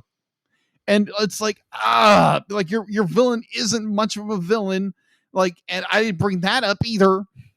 Like, yeah, he's supposed to be the dad and be like, he's not really the villain. It's just like, seriously, they took what they did in the Lego movie and put it here, which doesn't really work. And so yeah, I'm giving it a 5. Well, I'm giving it a 5.5, and that is with the standard buffer that I normally give a Lego movie, since like I've stated before, Yeah. most of your logical issues can be rationalized away with it being a kid's imagination. Right. Here's the problem. There was no kid's imagination that was brought into this. No. Because all of this is a story being told by Jackie Chan. Yeah. To this kid who is then imagining it in Lego form. Yeah. Which then makes no sense when you got a stupid live action cat that shows up. True. I'm the one calling the cat stupid. I want you to recognize what that means. True. That is so true. I am the cat person in this group. True. Wow. 5.5. And honestly, I should be giving it a 5. I'm being nice because there is at least some imagination, I agree. child's imagination things I can kind of forgive it with. Yeah. And honestly, to some degree, I feel the non-Lego pieces were brought in because they wanted to make it more like the Lego movie, which they didn't necessarily need to do. True. But yeah, it is what it is. Yeah. Which brings us to the end of this review. I need to tell you first, before we move on, what movie we're reviewing next. Mm-hmm. And that is Trolls. Ugh. I've seen this one. I have too. Ugh. Ugh. I thought Smurfs was bad. But ugh. Anyway. Yeah. Animated series. Yeah, TAS. And the masters of the universe. Cats are on the move. Cats are loose. DuckTales. Woo.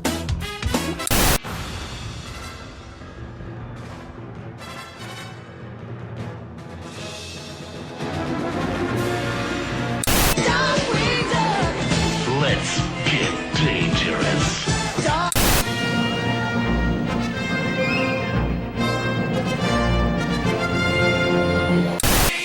Building a rocket or fighting a mummy or climbing up the Eiffel Tower.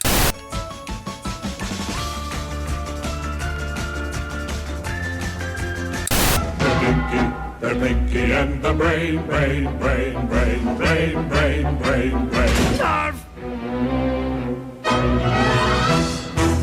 Okay, before we get going, I do want to jump kind of backwards a little bit Okay. because we have not mentioned on the show Okay. live on the stuff that's going to be on the live that we are doing Bad Movie Month. We are. Which the reason that came to mind was because I realized during the middle of the TAS intro, I should have said, Bad Movie Month's not till September. Yeah. But yet we haven't even talked about it. We are doing Bad Movie Month. If you want to vote on the order of movies we're doing for Bad Movie Month, go check out our Facebook page. Yeah. Just tell us which one you want us to be tortured with first. Yes.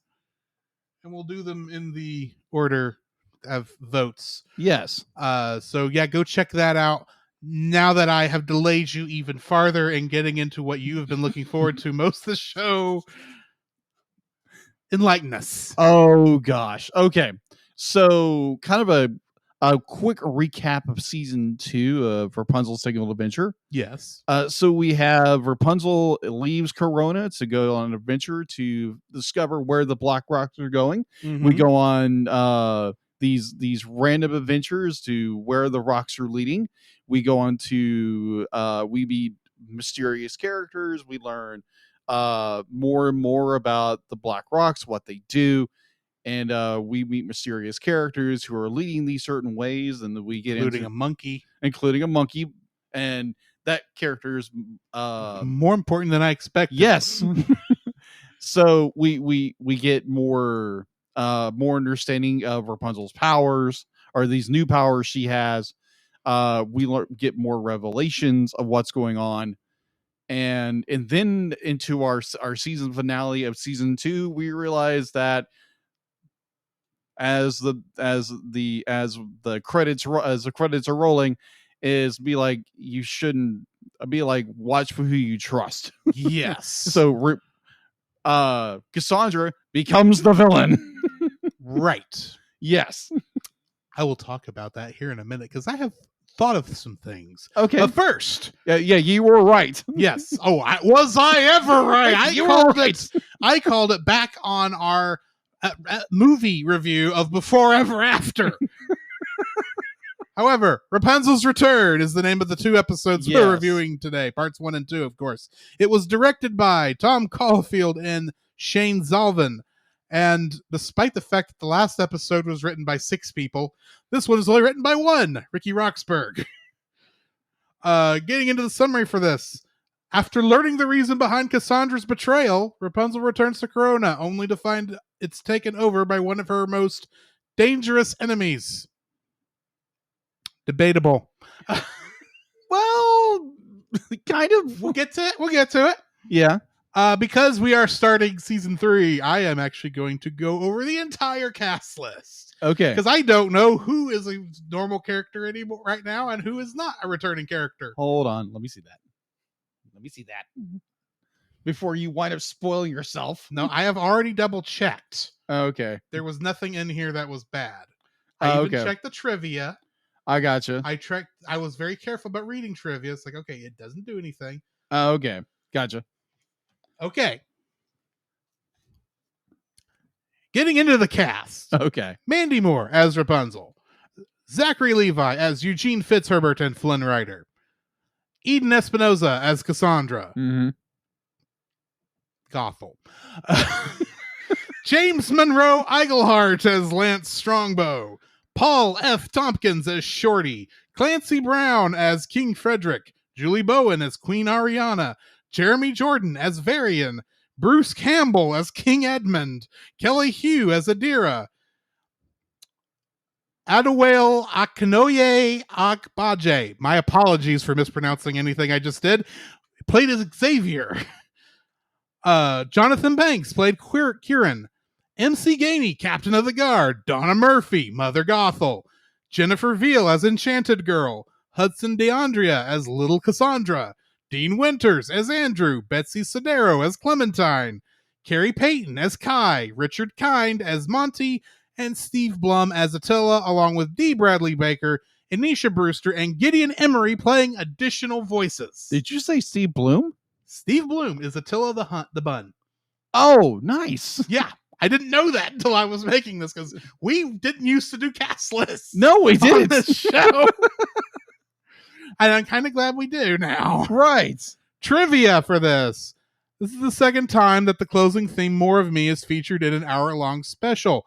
The first being Beyond the Corona Walls and Before Ever After. Mm-hmm.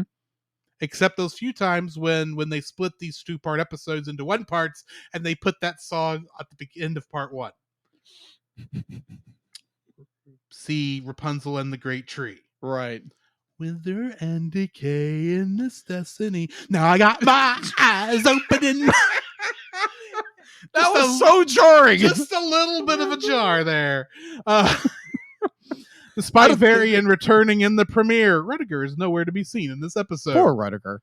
Poor Rudiger. He does show up later. Good. At the end of this episode, floating lanterns are shown in the sky, indicating that this episode takes place exactly 1 year after Secret of the Sun Drop on Rapunzel's 20th birthday. Mm-hmm. This also indicates that Princess Rapunzel was away from Corona for a full year and is now 20, making Cassandra 24. Yes.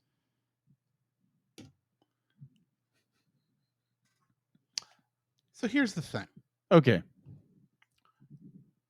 You realize that they have, in some ways, aped a little bit of Cinderella.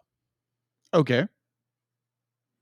You've got a stepmother and a stepsister who are villains. Okay. And a princess who is not a princess at the beginning of Tangled. She's a princess by birth. By birth. She but doesn't she's know it. living a peasant's life. Right. So she goes from being, from her point of view, a peasant to a princess by the end of the movie. Right. And that's kind of the backstory total now that we understand of what Mother Gothel was doing at the beginning of the film. Mm-hmm. She literally, because all we see is her at the sunflower. Yeah. Not the sunflower. That's not the name of that flower. No, the Sundrop. The Sundrop flower and stealing Rapunzel. Yeah. That's literally all we saw of her, what she was doing. We didn't Yes. see her having a house, Yeah. having a daughter, Actually having a daughter. and then giving her up so that she could go hide Rapunzel in what I'm assuming was her old work tower, because she obviously wasn't going to work on that stuff with little Cassandra asking her to wind up a music box all day long. Right. So it means Mother Gothel, as we're well aware, is a bad mother. Yep. Yeah, just a little bit. And she was leaving little Cassandra at home all day, much like she did with Rapunzel, to go do her own thing. So yeah, if this is not making Mother Gothel even more of a villain, oh yeah, because she's not even taking care of her. It would be one thing. I don't like it, obviously. Yeah. It'd be one thing if she was leaving Rapunzel, who was not her flesh and blood child, which we knew watching that movie that she wasn't. It's one thing for her to leave her by herself. Yeah. Another thing for her to leave her own daughter. Yeah, her by biological herself. daughter. Yeah. Biological daughter. Still wonder who the father is. If that's explained, don't tell me anything. Okay, got it. But there are fan theories, I'll say that. I have an idea also, but it's almost a little creepy. Yeah, either or. I'm going with Matthews.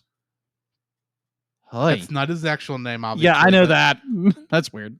Okay. I can maybe make it work. Fair enough. Beside the point. Right. I like how the way this starts off after, last time on Rapunzel's Tangled Adventure. Right. It goes straight into the scene we were wondering what happened. Oh, yeah. Back at the House of Tomorrow's Futures. Yeah. 4 episodes before this. Uh-huh. When we saw her go into that room and we didn't know what happened while she was there. Yeah. We finally figured it out. We finally found out. And oh my gosh. I love this scene. Yes. And then it goes to her. It's like, and what's great is you can tell as much throughout this whole part. Yeah. She's not fully evil. No. She has a reason and a thought behind it. It's very logically worked out. Mm-hmm. She's just wanting to finally get what she thinks she deserves. Yeah. She's not been corrupted by the Moonstone yet. No. Keyword. Yes. I suspect there is some corruption that can occur. Yes. But we'll get there when we get there. Exactly. So I like how we get all that. And then the episode drops off for me. But go ahead and give some of your thoughts. It does. So this episode, I absolutely love the first 11, 12 minutes of this episode. Yes. So we get Cassandra's full reasoning behind that. We get the whole, obviously we kind of knew that her mother was Gothel. Obviously. She looks like Mother Gothel's child from the beginning. Yeah. And she kind of acts like Gothel in some ways. I mean, heck, when you showed me the tree from Rapunzel and the Great Tree, that clip 2 years ago, 4 years ago, probably, I bet you, I don't know what episode showed to, I bet it was after we actually did Tangled. Yeah, it was after. I can see it was after that, but I mean, around that time. Yeah. I saw Cassandra, didn't know who her name was, with oh, look, it's Mother Gothel's kid. I knew it from the moment I saw her. Yeah. I called it. But going into that scene, it's like, so we have the end of season 2 where obviously Cassandra betrays Rapunzel and takes the moon opal. Yeah, the opal. It's an opal, technically. Yeah, it's an opal.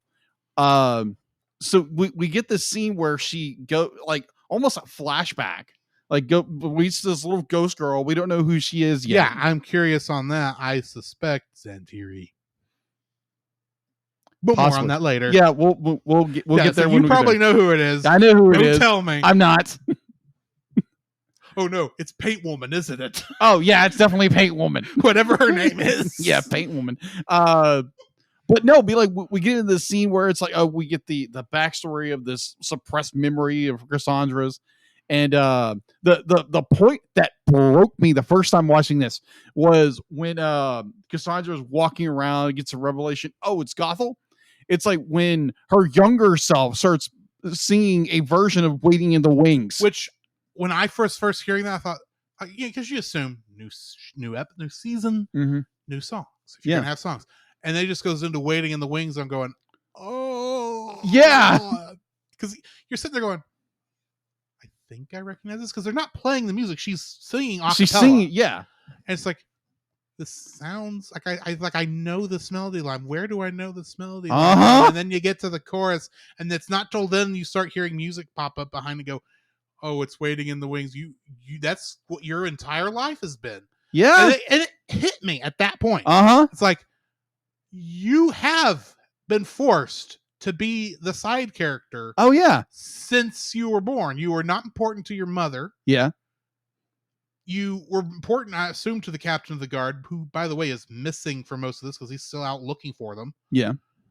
I'm assuming he's going to run into his adopted daughter at some point. But at that point, she had to at least have a fairly decent life being his daughter. Oh, yeah. For a while. And then she gets put on princess duty. Yeah. Which it's referred to at the beginning of the series. Yeah. And she is good friend. They are good friends with each other. Yeah. But she is still her handmaiden. Yeah. Her bodyguard. She's that all the way through season 2. And then in season 2, she's slow. And I didn't realize this when we were watching it. Yeah. She does slowly become more and more secondary.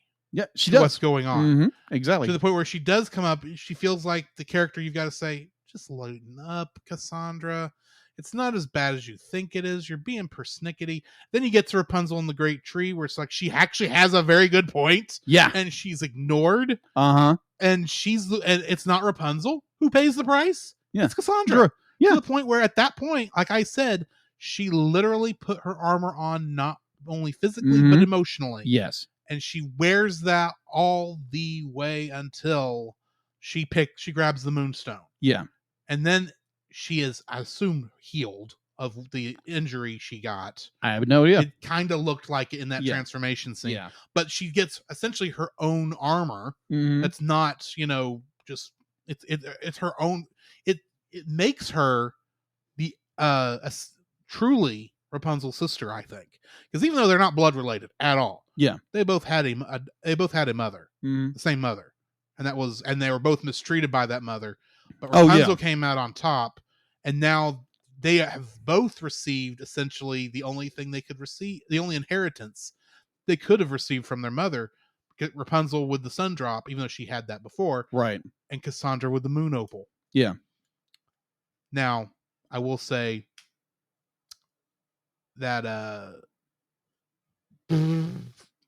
Eugene's dad, King Edmund. I couldn't think of his name. He's kind of useless in his 3 lines. And in reality, so is Adira. It's like, y'all want to go help?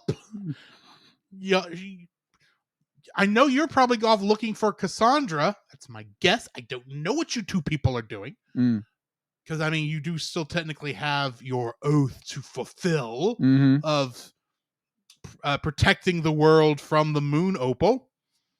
I'm assuming that's going to pop back up. Yep. For those of you on the audio, Jacob just did that motion where he was zipping his lips. You do realize when you do stuff like that, it tells me things. It does tell you stuff. Yes, but it does. It's not about it's not about what I know. It's about how we get there. Exactly. And if I don't know stuff, it makes it even better. Anyway, this is a good episode. Yes. Oh, I completely agree. The first 15 minutes of this is a good episode. It's a good episode. The last 45. Oh gosh. It falls the minute they get back to now. Granted, that whole thing where the mime shows up, I can't think of his name. Oh yeah, and Shorty can translate. It's like it's so convenient. It's convenient and it works. And you know what? I'll take this as plot convenience. Because we need to get back to Corona fairly quickly, and we don't have time to rebuild the camper back to Corona Department of Transportation things like we did on the island. Thanks, Max. Well, quickly before we do that, jumping back to the flashback with Mother Gothel. Yeah. The horse she's on. Yeah. Is that the horse from Max's enemy? No, it's a different horse. It's a different horse. Yeah. It looked the same for a hot minute. It's more be like that horse. I can't remember that horse's name. I don't remember it either. He's only been in 2 episodes. Yeah. This horse is more it's a lot darker. It's like gray and black instead of missed opportunity then. I would agree with you It on that. should have been that, because that would have like, okay, we explained that character. Oh yeah, I completely agree. Obviously evil. He worked for Mother Gothel. Yeah. I was wondering. Painted by Zentiri. Maybe. Technically, we don't know that yet. No, we It's don't. been strongly hinted at in that one episode when the 3 disciples betrayed him, and they happens to be that one of the characters looks like Mother Gothel, one of the characters looks like Matthews, and one of the characters looks like Paint Lady. I love that that's who she is now. It doesn't matter if I ever find out her actual name. She's Paint Lady. And they happen to all be voiced by the same people who's voiced them before. It's like, we don't know that yet. Yeah. Oh gosh. Anyone with half a brain would know that by now. True. But beside the point. Yes. The last 45 minutes of this is like, okay, you needed something to fill out the story, and you didn't really have it with Cassandra, but Cassandra's revelation of Cassandra's betrayal. So yeah, you are stuck with what I'll call the Endgame effect. Okay. Because you remember Avengers Endgame. Yeah. The first 30 minutes of that is an expansion of what Infinity War was doing. It's actually the tail end of what should have been the tail end of Infinity War. Yeah. And then it's a whole nother movie after that. Yeah, agreed. That's what this is. The first 15 minutes are the tail end of the end of season 2. Decisions Collide, or whatever it's called. Yeah. Destiny's Collide. And the rest of this 45 minutes is the actual season introduction, and it's poor. I would agree with you. It's not horribly bad, but I had to look up who Andrew was and who any of them were. Oh, because they were saying all this stuff, and I was going, who are you people? I recognize Varian, because you do. Yeah. And he does at least have a decent redemption in this. Agreed. And it's one I kind of saw coming, and it works in this instance because it has been nearly a year. Yeah. I'll be nice, half a year, because I'm assuming it has to be a year since it's a year. Left. So she must have been 18 at Before Ever After. Yeah, or 19. She's 20 now. Yeah, so 19 at the beginning of season 2 and 20 now, which means she was 17 in Rapunzel, in Tangled? Or so she was going to be 18. She was turning 18 when... She was turning 18 there. Yeah. 19, 20. Before Ever After did not have the birthday thing. It wasn't until the end of the season. Okay. Yeah, there we go. I'll go with that. I will go with that. I was... sometimes it's hard to get these timelines straight in your mind. Okay, so it's been a year since she's seen Varian. It makes sense that Varian would have changed thoughts by now. Yeah, and got mixed up in the wrong crowd, and sometime in the last, I'm assuming 3 months, that that Varian and the people and Cassandra's ex took over. Because I had to look up who this guy was. Right, I did not remember this guy. And obviously, and they knew no one would remember this guy because they make jokes about who it is. It's like, okay, I know who you are, but I don't know who you are. Could you tell me who you are? Right. It's like, oh yeah, you're the guy with the man bun. I'm still going, man bun? I don't remember man bun, dude. And I finally had to pause the episode, thankfully, before they finally tell you kind of what it is, and go look up where these people were from and go, oh, it's Cassandra's ex. I hit play. By the way, I'm glad I'm fighting you and not Cassie. Where is she anyway? It's like, yeah, that's a sensitive topic right now. It's yeah. Like, that's the last we're going to hear of this, isn't it? Except for one mention at the beginning of episode 2, of the second half, and then the ending of the second half. It's like, that's all we're going to get, isn't it? Yep. It's like, this is 2 stories crammed into one is what this is. Don't get me wrong. I actually do kind of enjoy this. It's just the first 15 minutes are amazing. The last 45 minutes are bleh. Okay. It would have been fine as a story by itself if the other 15 minutes weren't at the beginning of the film. I would agree. The first 15 minutes kind of overshadow the rest overshadows it, but the rest of it's like, yeah, you do get this cool thing. And heck, we actually get to see airships in this. That was cool. Yeah, I agree. And the whole thing with they're going to blow up Corona with his memory spell, that thing that's not really set up right yet. Right. That was cool. The whole effect where that whole part where he's saying, this is my mess. I'm the one who needs to fix it. And she says, no, you don't have hair that will, that magical hair that will protect you. And she leaves them on the rooftop, pushes them off there. And she's the one who gets to go be the badass. Pardon my language. Right. It's like, I love that part. And I like how even at the end of that, Lance is like, they see the explosion and Lance like, Rapunzel, no. And Eugene's just sitting there going, oh, she's fine. Yeah. Give it a couple minutes. And you're sitting there waiting. Finally, you see the little yellow dot fall out of the green cloud. And he goes, see what I tell you. Yeah. It's like, people do know what's going on.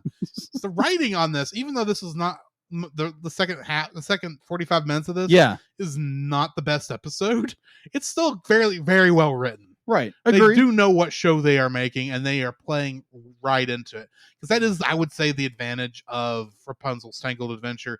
Even it's what I would consider its bad episodes. Yeah. They're very well written and very fun, and I don't regret watching them. Yeah. I completely agree. I have completely stolen the spotlight on this discussion. This is your choice. You get to talk. Not like we're doing Star Trek Lower Decks, right? That is true. Bonkers. That is true. That's gonna be interesting when we do get around to that. Yeah, because we're gonna have 2 or 3. We're gonna have 2 seasons by the time we get to it. True. So at least, yeah.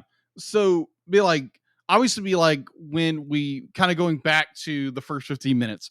We have Cassandra and her younger self making this duet I think is the same actress from You're Kidding Me that played young Cassandra. I think it is. So we have that literally the first time I watched it, I got choked up. It was like, wow, this is really good. And then you get the point where Cass she's running off, and then Rapunzel kind of confronts her. It's like, hey, just wait. Be like, hey, we can fix this. But the whole song of crossing the line, it's like that was very well done, extremely well done. I would agree with you when we get done with crossing the line, it becomes a different story. Yeah, and it because you get such a enormous, grandiose beginning and then you jump right into another story. That it feels rushed. It could have been a 3-parter where they have to get back to Corona, and the fact that they get back to Corona within a matter of a minute. And I'm gonna call bullcrap on that map. Yeah, that they showed, because they showed that being a straight line, and granted, they show all the little spots they stopped at, including the sea that they crossed at that one point. Mm-hmm. I'm still calling bullcrap on that. Yeah. Because that's not how that could have happened. Because there were 2 episodes where they nearly went all the way back to Corona in 3 in a day. I'm calling bullcrap. Season 2's geography is whack. Agreed, it is. And the fact that it takes them, no time at all. They've been gone from Corona a year, and it takes just like that. I'm just gonna say they should have took the balloon on the way there, because they would have got there a lot faster, and they didn't even have to go back through the forest of no return. It was a plot convenience. Flew over it. Yeah, it's literally a plot convenience. Why didn't you fly there in the first place? You could have followed the rocks from the sky. That would be a journey then. True, we wouldn't have had the camper. That's true. Which they called the camper at one point. Yeah, it was. That is not just my stupid joke. No, it's a camper. They called it the camper. And the camper is no more. Yeah. The camper was overpowered by the end of it. So they could split into 2. They couldn't do that in the first episode. That room was bigger. Yeah. And somehow they modified it. Somehow that room was still in there, despite the fact there was another room next to it. I would agree. I agree with you. The plot convenience of, oh, here comes the mime. Oh, we can have a translator. Oh, Shorty can translate. Why can Shorty? Because we actually have a use for Shorty on this journey. Yeah, for once. For once. Besides being a comedy relief. The only other thing he did for us was he was the one who could produce the eggs that turned him back from birds into humans. That is true. That's the only 2 times he was needed on this journey. Outside of comedy relief, Paul F. Tompkins got a really nice check for this. That's all I'm saying, because he didn't have to do jack squat. His character didn't, at least. Well, hey, he did have to do a little bit more when he had to play Evil Shorty. That is true. That is so true. That is a phrase. That was so good, though. That was so good, though. In the House of Mirrors, the mirror, the House of Yesterday's Tomorrow's mirror episode. Yeah, mirror episode was good. Yes, I think that was also, we did Turning Red on that one. That was Turning Red. Yes, that was Turning Red. Yes, it was. Do you not remember the album art you made? Yes, I did. That's the whole reason I brought it up. Anyways, I do enjoy the where, because Rapunzel kind of be like, does her thing. She's like, oh, this really didn't bother me the whole bit, and she plays that up very well. Yes. I enjoy that, where it's not be like, oh, let's just go on to another adventure. They actually do tackle the issue. They do deal with the fact that, yeah, we are having to deal with this next crises immediately after this other one that we really still need time to work through, but we don't have time to work through it right now. That is true. They do that part. It's just the fact that the part I don't like is how fast we got back. Yeah, agreed. I completely agree with you. Granted, I was expecting a little bit of a time jump on the way back, but this is a really fast, because they got back within a day. Yeah, nearly. They didn't even stop and wave at what's her face at the spire. Yeah, spire. There was one point where someone Varian corrected Rapunzel on the pronunciation of the Curin, or whatever. Yes. And I'm sitting there going, "You don't want to go down that road, Belle. She will kill you." She already had to fight a girl over trying to pronounce a word that they were saying the same word the same way, but somehow it was different. But anyway, okay. I'm sorry. I keep getting off on tangents. No, that's fine. Be like, that makes a good, entertaining show. Yes. So here's a point. We'll get to the very end. Variant's been redeemed, and Rapunzel's going to use her the what's that enchant? Yeah. The Wither and Decay. Yeah. The decay, the moon, the evil incantation. I don't remember. Yeah, what it's called. the dark indication. So Wither and Decay and its destiny. I'm still going, this doesn't sound like it should be doing this, but fine. We'll go with that. Yeah, it's still awesome. And she does still lose control. Mm-hmm. And it's like, okay, I still don't know what snapped her out of it. I have no idea what snapped her out of that. Other than Varian saying he's sorry. He can't do anything. Yeah. And that somehow snapped her out of it. It's like, okay. So here's a good point. Here's a good point with them. That will be explained. Hopefully, maybe. But I think it's just more that friendship had been rebonded, and so it was. I can go with that. Okay. The other weird thing, though, in that is that her hair didn't fully turn black. It kind of was like you said blonde. There was more orangey streaks throughout it, which was weird. But anyway, so a good point that an observation I had, and I know a lot of fans have looked at this. So we take when Rapunzel starts using that incantation at the Dark Tree, when Cassandra goes to like even remotely touch it. But like touch Rapunzel, her hand burns and it withers. Varian didn't have that problem. No, be like he had work gloves on and it just melted the gloves away. It's like, yeah, and that's why you shouldn't have touched her barehanded, Cassandra.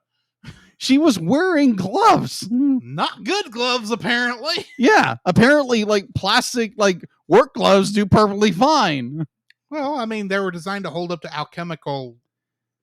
That is true, but it's just so like I just like. Cassandra's was designed for, archery and stuff. It was designed to hold up to more of a physical demand, not chemical demand. I see that. I see that. And it's kind of, and I don't know if this has anything to do with it, but obviously the magic around the decaying spell or whatever it's called obviously has more of a chemical reaction with things than a physical one. So yeah, I think if Varian hadn't let go as soon as he did, he actually would have been in the same amount of trouble. Yeah.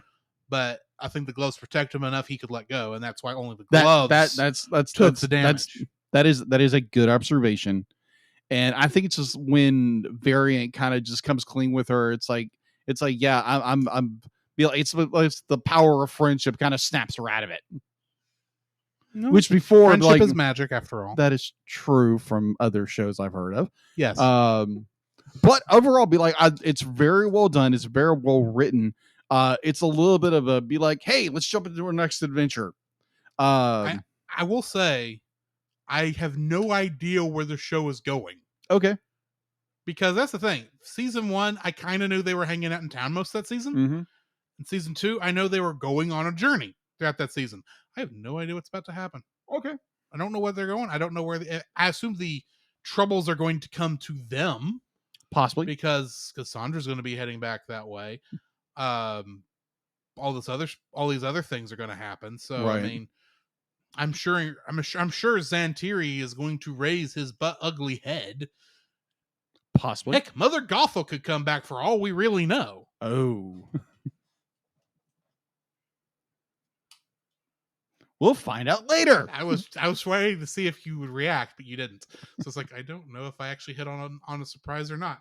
Anyway, do you have anything else to add before we shut down? I'm just like, yeah, we're in season 3 now. Yeah, we are in the tail stretch of this.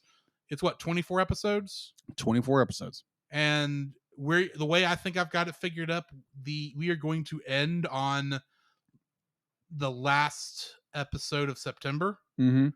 So y'all need to be thinking about what show y'all might want us to review next. Exactly. We have a couple things we're going to post as a poll on the Facebook page, so keep an eye out for that. Exactly. But yeah, in the meantime, I think we need to go ahead and end this thing. Yeah. So this has been Drew. This is Jacob. And we'll catch you in the next frame. You can follow Jacob on his Facebook at Jacob B. Heron. His Facebook page, Jacob's Daily Art Corner, where he tries to draw each and every day. His Instagram at Jacob B. Heron. His Twitter at Jacob Heron. And his Letterboxd at Jacob Heron. You can find Drew on Facebook at Drew Dodgen. His Facebook page, Drew's Photo Bin, to see his photography. His Letterboxd page at GGeorge759. His Twitter at GGeorge759. And Instagram at Drew Dodgen. You can like us on Facebook at the Cellcast Podcast, on Twitch at the Cellcast Gaming, on YouTube at Cellcast, on Twitter at cast_cell. The Cellcast can be found at Apple Podcasts, Google Play Podcasts, Stitcher, Spotify, or anywhere else fine podcasts are downloaded from. Please rate and review us where you found us, and also on Podchaser. Email us at thecellcastpodcast@gmail.com. The Cellcast is a proud member of both the Pop Americana and Culture Box media networks. For more information, please see the link in the description. Our theme song is Drop and Roll by Silent Partner. And remember, that's Cell, with a single L.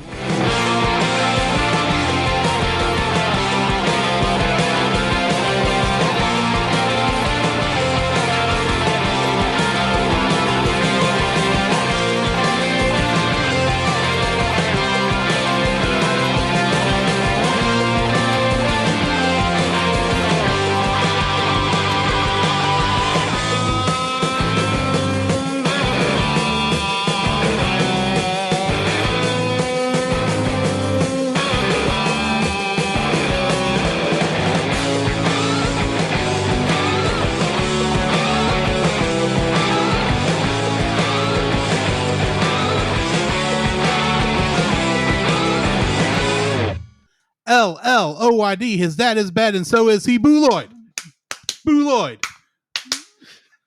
Oy vey.